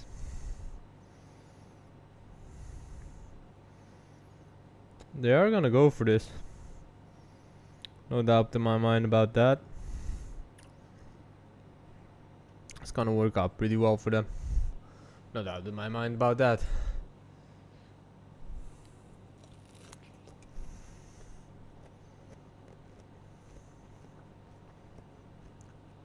Alright. Ready, set, here we go. Bellingham behind the ball. 15 minutes of extra time in this first half of the extra time. Let's go.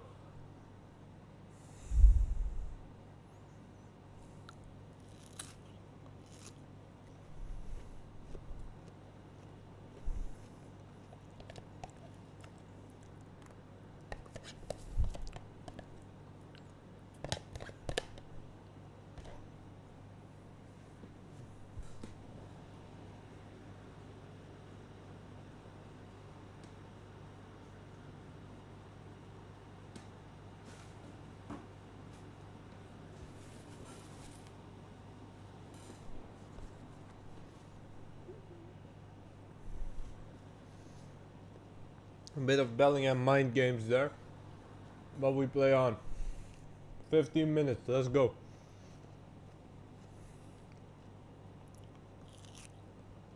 Anderson.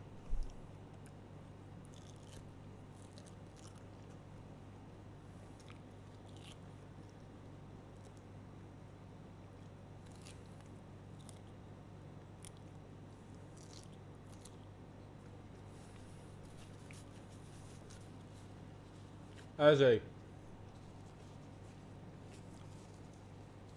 What an immaculate ball towards Saka. Saka on the right wing. James Cross. No connection inside the box. But England retained possession.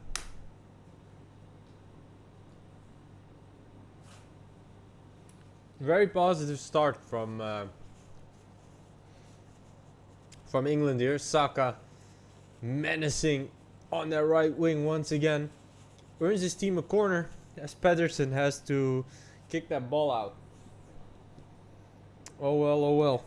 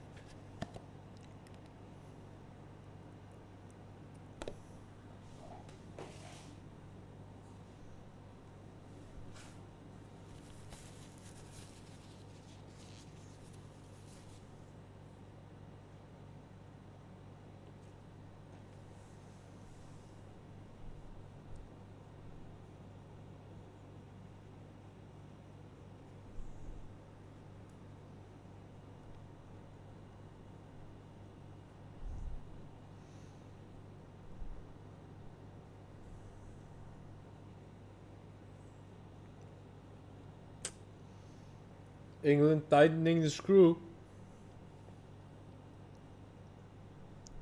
Rogers. Are you fucking kidding me? Are you fucking kidding me? Jesus Christ, what a goal.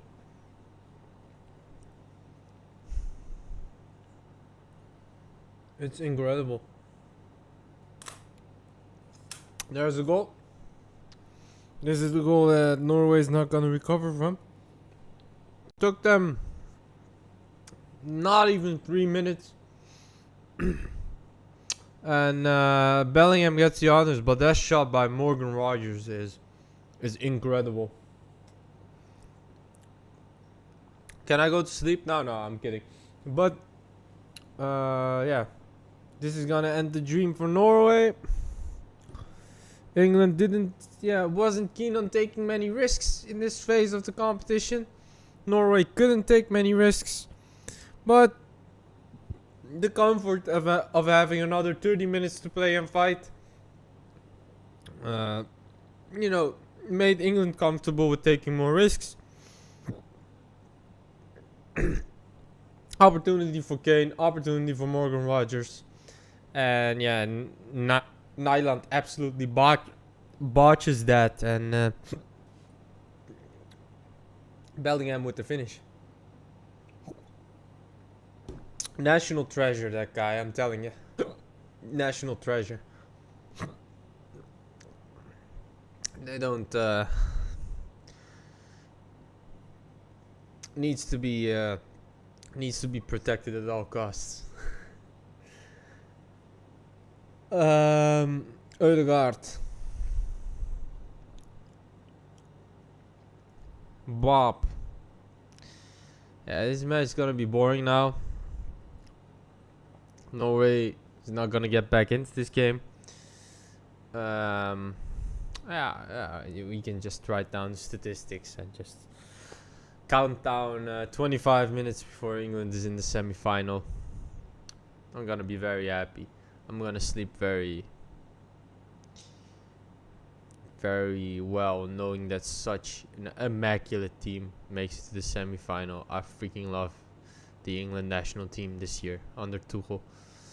They should extend his contract, even if he gets fucking eliminated now, which is not gonna happen. They should definitely extend his contract.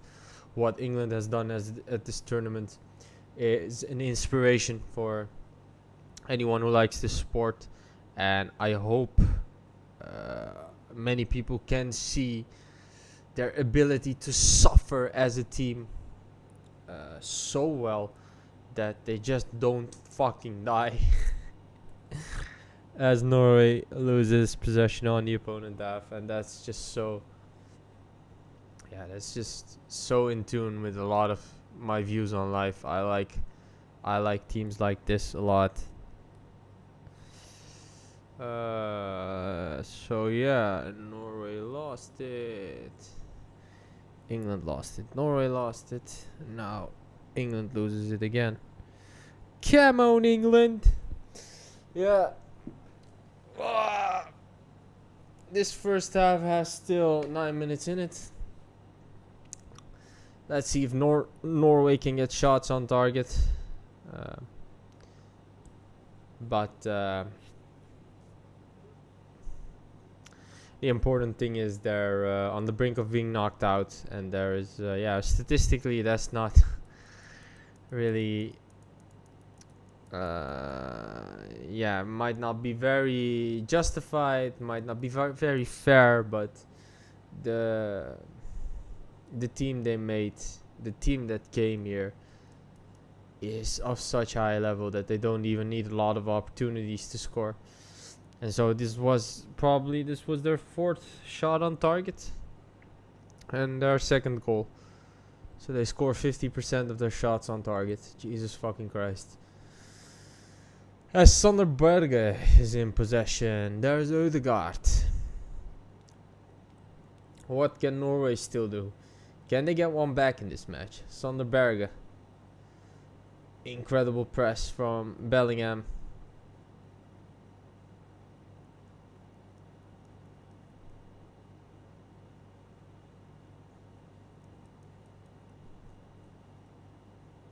Such a complete player that is Jude Bellingham. He's just insane, isn't he? Ødegaard. Sander Berge.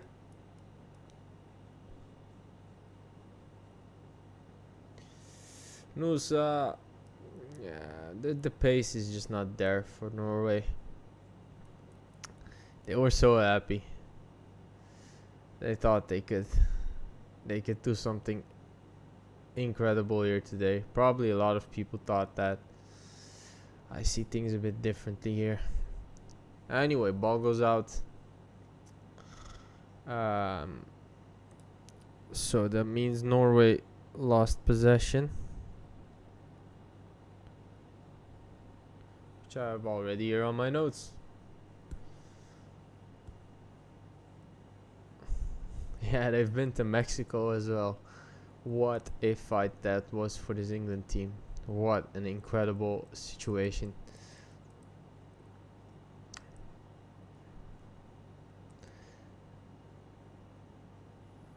Jet Spence. Jet Spence. Down the left. Can he get inside the box? Yes, he can. Can he do more? Yes, he can. And he gets a penalty. And that's the brilliance of Jet Spence. And that will surely kill this game off. And yeah, no doubt in my mind that should be a penalty. And these players are not really happy. And they're not, they're complaining, but yeah, they pulled him down. very clearly held on to his shirt, pulled him down.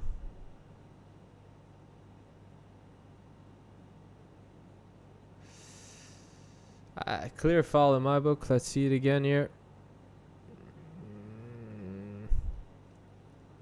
I don't see a legal challenge. Look at that. Look at that. That is so intense. Yeah, VAR might ask the penalty to come check this. I don't think they should. Yeah, it's gonna be interesting. Let's see, they might cancel it. I don't think this should be, I don't think this decision should be overturned, but VAR is always free to call them back to the screen. Let's see. And he's gonna have a look, and that's probably gonna mean that he's gonna retract this penalty, which means this is gonna be a loss of possession. England's not home free yet. Let's see what his interpretation is gonna be. I think that's a penalty.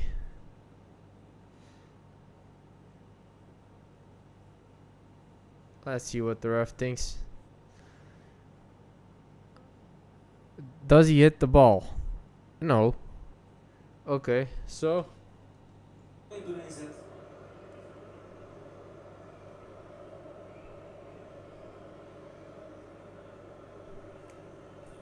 After review, the attacker put his leg in front of the defender without any foul. So final decisions, no foul. okay. Yeah, so that is Haaland's father pointing a middle finger there, by the way. But yeah, no penalty, which means this Norway side is still gonna remain in this game. But so the call they make is that he puts his leg on his leg and then falls. Okay, yeah, whatever, man. I think it's a bit far-fetched, but it's no problem. Norway lose possession on the opponent half.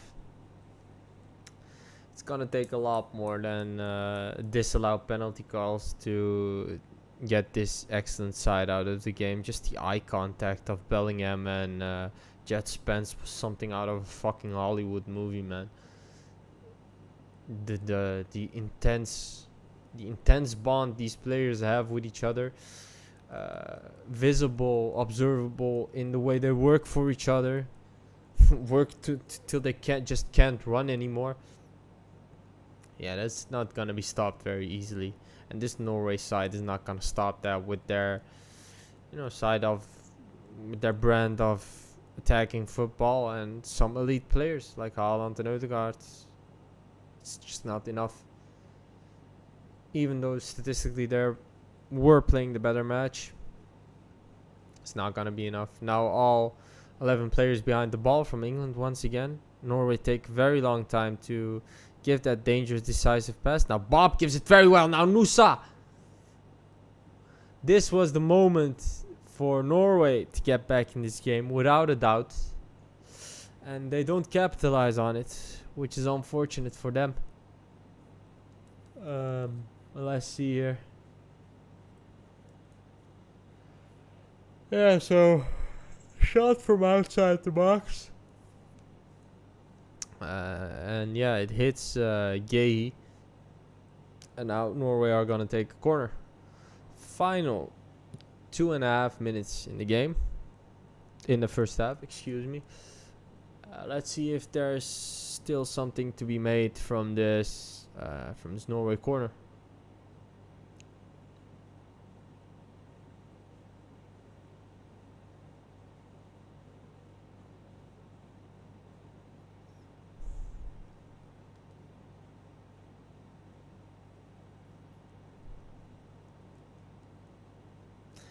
Complex game this is, definitely.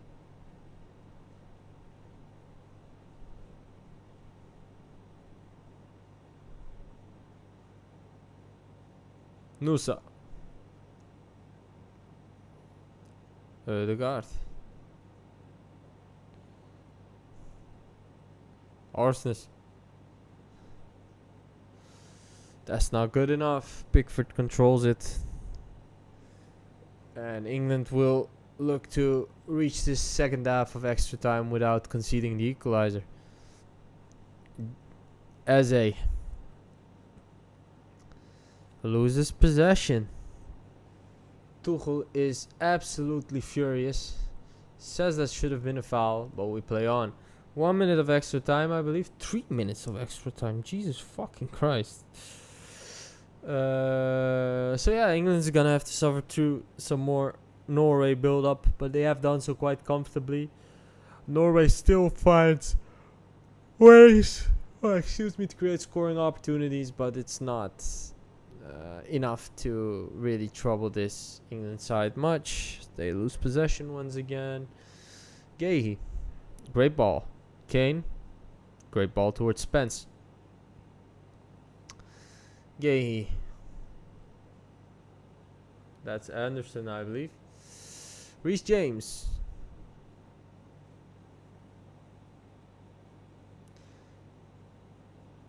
Morgan Rogers.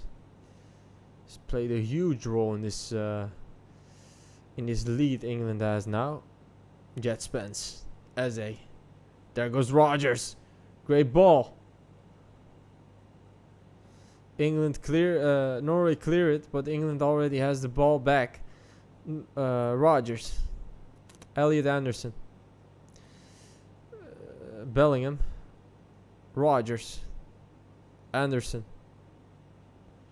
Great ball wide. Saka. On the right wing. Reece James. Anderson. Cross is good. Eze.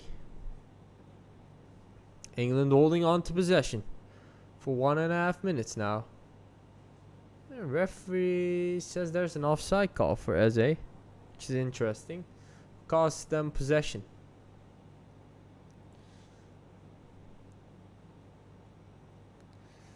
Loss of possession from Norway on their own half. Harry Kane. Jude Bellingham finds Saka. He's in the 1v1 he gets it now. He gets the connection inside the box. What's he gonna do? Lays it back. And yeah, England loss of possession.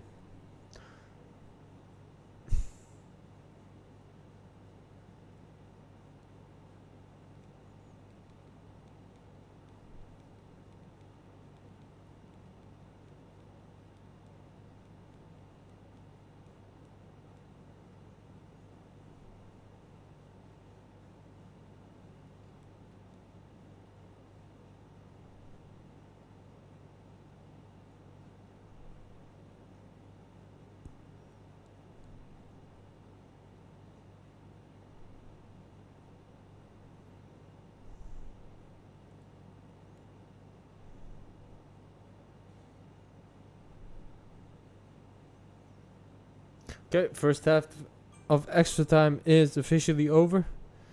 Let's head into the second one. Let's see what's gonna happen in the second half. Do any of these sides still have the option to make substitutions? I believe so. Let's check that. That's gonna be interesting.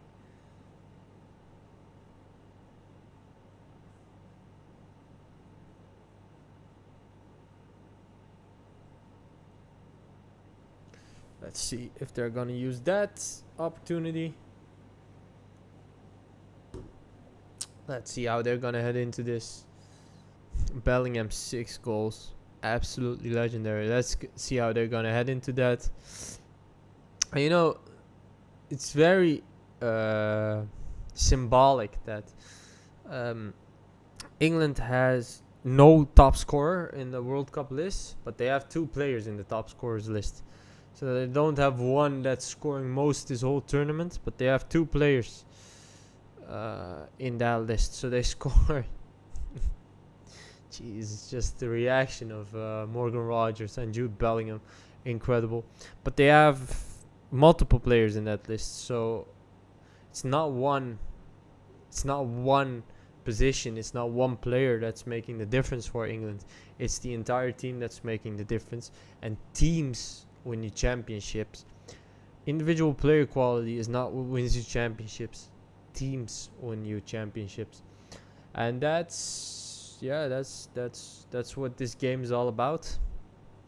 And that's what's being emphasized in front of our eyes, play by play by play, minute by minute by minute, when watching this England side. I think they're gonna go all the way. First, they have this 15 minutes. They need to beat whatever Norway is gonna throw at them in these final 15 minutes. It's not gonna be easy. Maybe Norway will even get a penalty shootout out of this. That will force them into lots of trouble, of course. But yeah, so another substitution is gonna be made. First of all, Haaland is off, and that is a ridiculous call, I think, because now it's over. Strand Larsen. He might be tired, but I don't think that's the correct decision. Can't arguing with the referee. Don't know what about. Norway gonna try to fight in this match. Yeah, they are. They're out, man. They're so out of this match. Nervous looks on the in the stands. Norway supporters.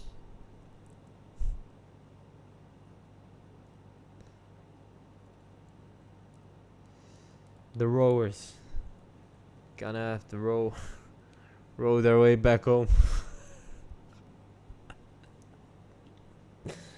I'm sorry, man. I just love this England team. Okay, 15 minutes. Adore this England team, actually. 15 more minutes. Let's go. Yeah, 15 minutes of the second half of extra time. Let's see what Norway's gonna come up with.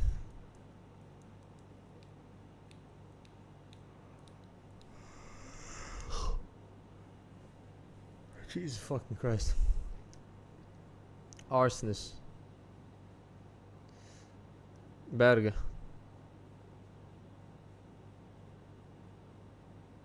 Good defending. But Norway hangs on to possession. There's Berg.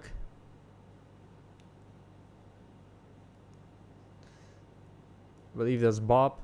Nusa. Connection inside the box. Norway. Oh my god. Great opportunity for them. They don't make enough out of it. And now foul is given. Which means Norway lose possession. And that's the first minute of 15 gone. Bellingham makes the foul there. And he ends up getting it. Which is just, yeah, testament to his intelligence. Haaland's pissed. England's gonna take a free kick.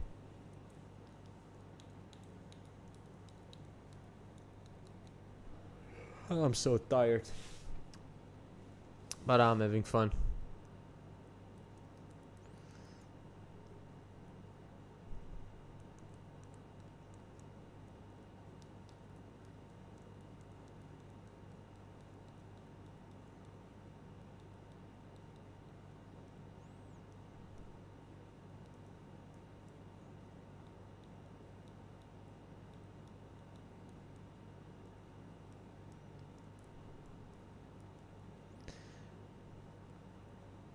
Now England make the foul, so England lose possession on the opponent half. Shall we add up a score? Have a bit of an overview. There are 13 minutes left in this game. You know, if we talk about extra time, Norway did a lot of things. 16, 17, 19. England better. in extra time, so 16. So Norway plus 3.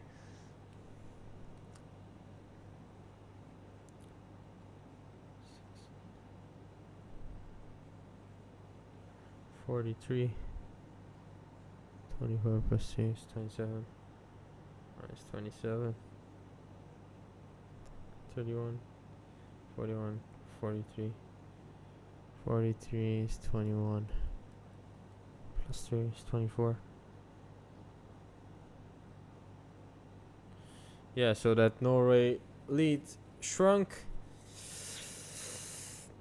England got back into the game. England knocked them out. But we still have to wait 12 minutes for that to happen. Woo! Great opportunity for Berg. Doesn't get enough on that. Doesn't get the shot on target actually. So Norway lose possession. Boom.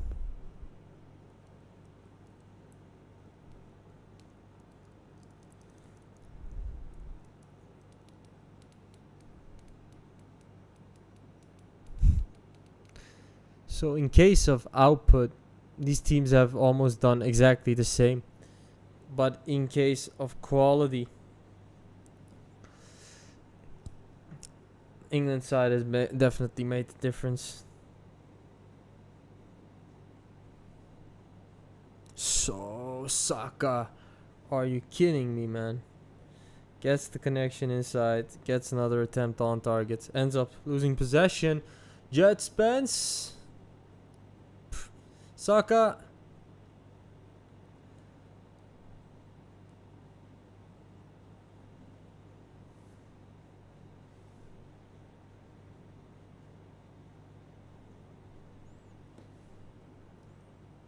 Yeah, England looking to kill off this game now. It's not a case of Norway getting another opportunity. It's a case of England not, getting the third goal. That's what we're watching. What? An absolutely amazing ball towards Saka on the right wing. Referee says that's offside. Think England's gonna make a substitution. Might have been Henderson. Could have been Anderson actually. Gonna watch that. Ooh. Jet Spence with the shot. Then Saka with the shot. Oh my, oh my. Bellingham. Is he gonna come off? Let's have a look here. Yes. Oh. I think it's Dan Burn.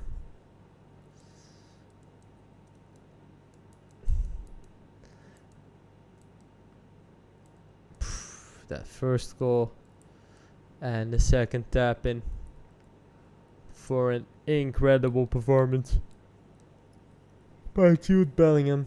These guys are focused. These guys are in it. And now we're gonna see Dan Burn to lock in the results. No more substitutions remaining for England. And neither are there any remaining for Norway. Norway brought on Strand Larsen, of course, for Haaland. And the final move for England was take off Bellingham, bring on Dan Burn for some defensive stability. England defending with all their might. Norway still trying to get some positions in this match. There's Dan Burn, immediate impact.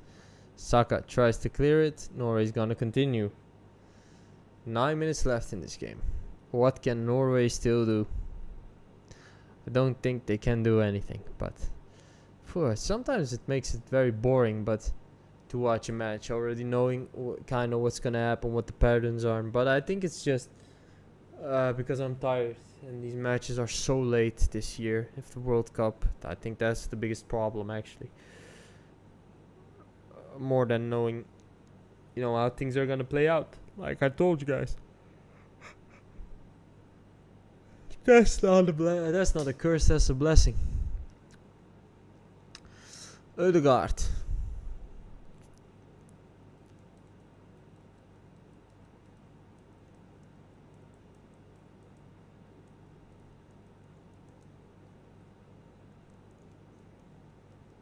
Ayer. Oscar Bob. Ødegaard.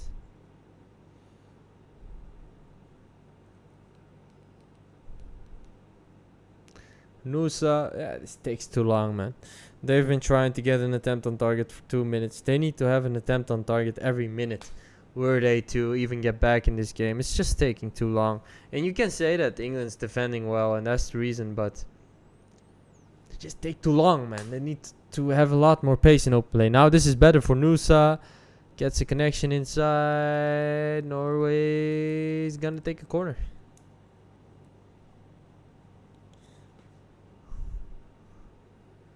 When they have been dangerous, it has been from the left side with Antonio Nusa, I believe his name is. But other than that, yeah, it hasn't been up to standard. It hasn't been up to the level of a semi-final. It has been up to the level of a quarter-final, so that's really positive for them. But it's not enough to play semi-final in a World Cup yet. Great cross. Oh, what an opportunity! As Oscar Bob gets the connection inside the box, and he just absolutely shoots that one out of the stadium. Does anybody get a touch on that? Yes. Eze gets a touch on that. So he should have got a corner, and he doesn't get one actually. 6 more minutes. I'm dropping my pen. Norway's losing, England's losing possession.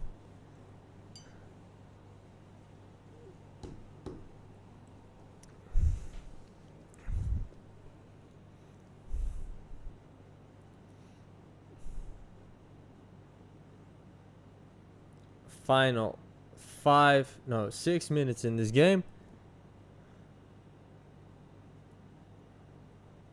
Ball goes long. Strand Larsen absolutely wastes that opportunity to make something out of that. And it's gonna be an England goal kick, I think.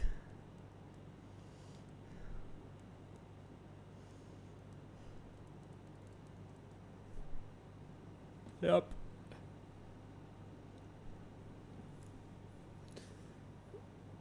On the brink of elimination now is Norway side.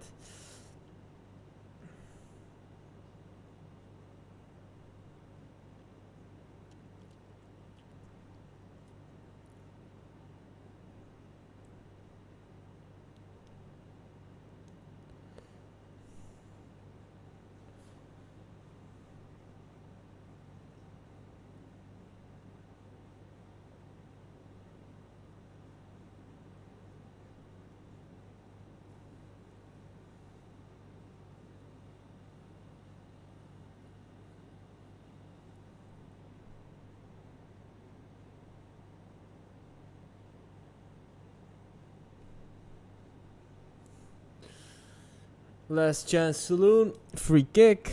Left side. Martin Ødegaard.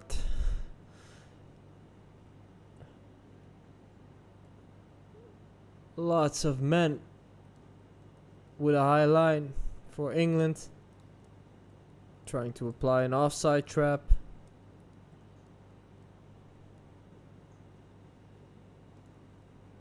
Pickford clears. Referee pauses play. Is even gonna book Ayer. Norway players are really pissed off.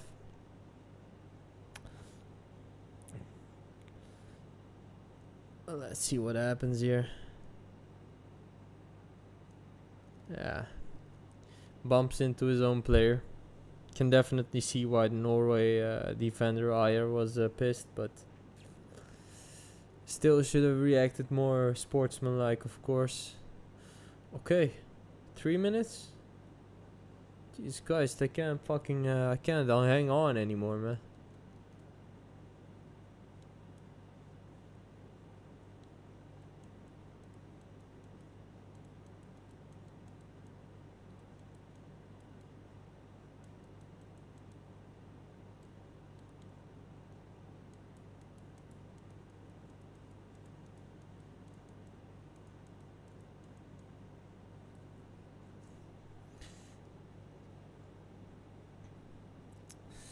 Okay. 4 minutes remaining.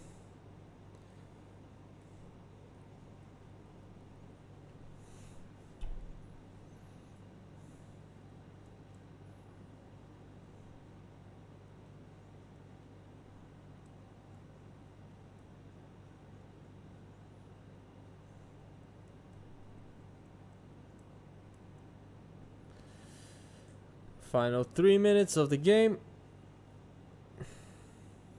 Norway in possession on the opponent half. Strand Larsen, Nusa. Terrible pass by Strand Larsen. Can Nusa keep it in? Getting bullied by Reece James. And Norway is in an offside position. Oh. I'm tired. Oh. Yeah, man. Great job by this England side. Everything according to expectation. Not really a big deal. Good performance by Norway, must be said. Good performance by Norway, but just so much better performance from England.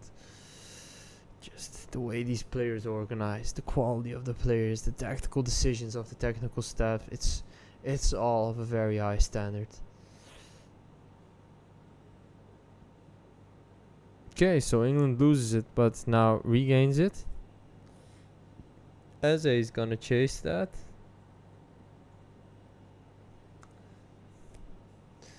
Might as well hang on to possession, seeing as though there's only 1 minute left in this game. 2 minutes, I should say. John Stones loses possession for England.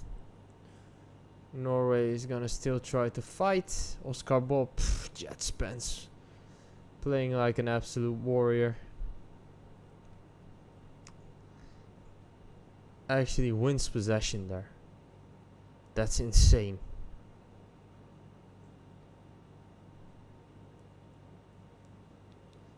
Actually wins England possession. Jesus Christ. 2 minutes.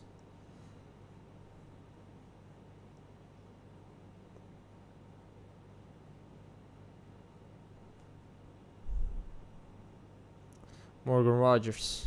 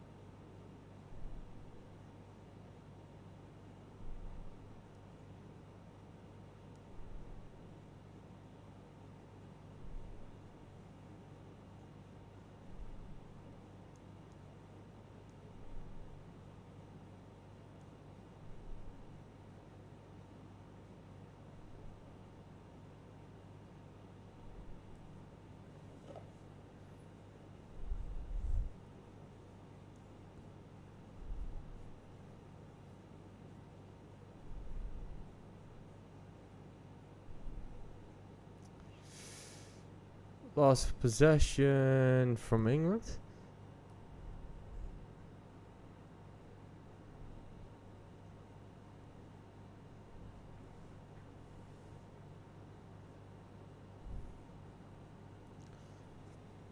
Now there's 10 seconds left.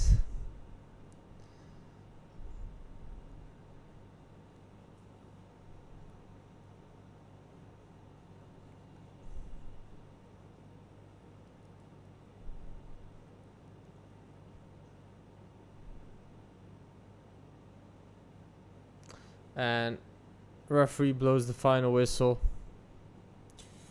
And that does it. We're gonna add up a final score after extra time. Norway 18, 20, 21. England 19, 20, 22. See, they played better. By a slight margin. 13, 19, 20, 21, 22. Plus 1 margin. That's insane. Let's see. 10, 20, 30, 36, 46, 49. So minus 28.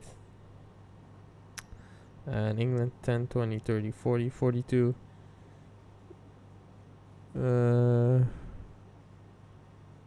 51. So 30. Minus 29. So minus 1. Yeah, so plus 1 for England. Plus 1 for Norway when you count in mistakes. England win after extra time. Great. Alright, guys. That has been it for this episode of another stream, another episode of Shallow Always, the Shallow Always channel. I've been your host, Dennis Unal. I've tried to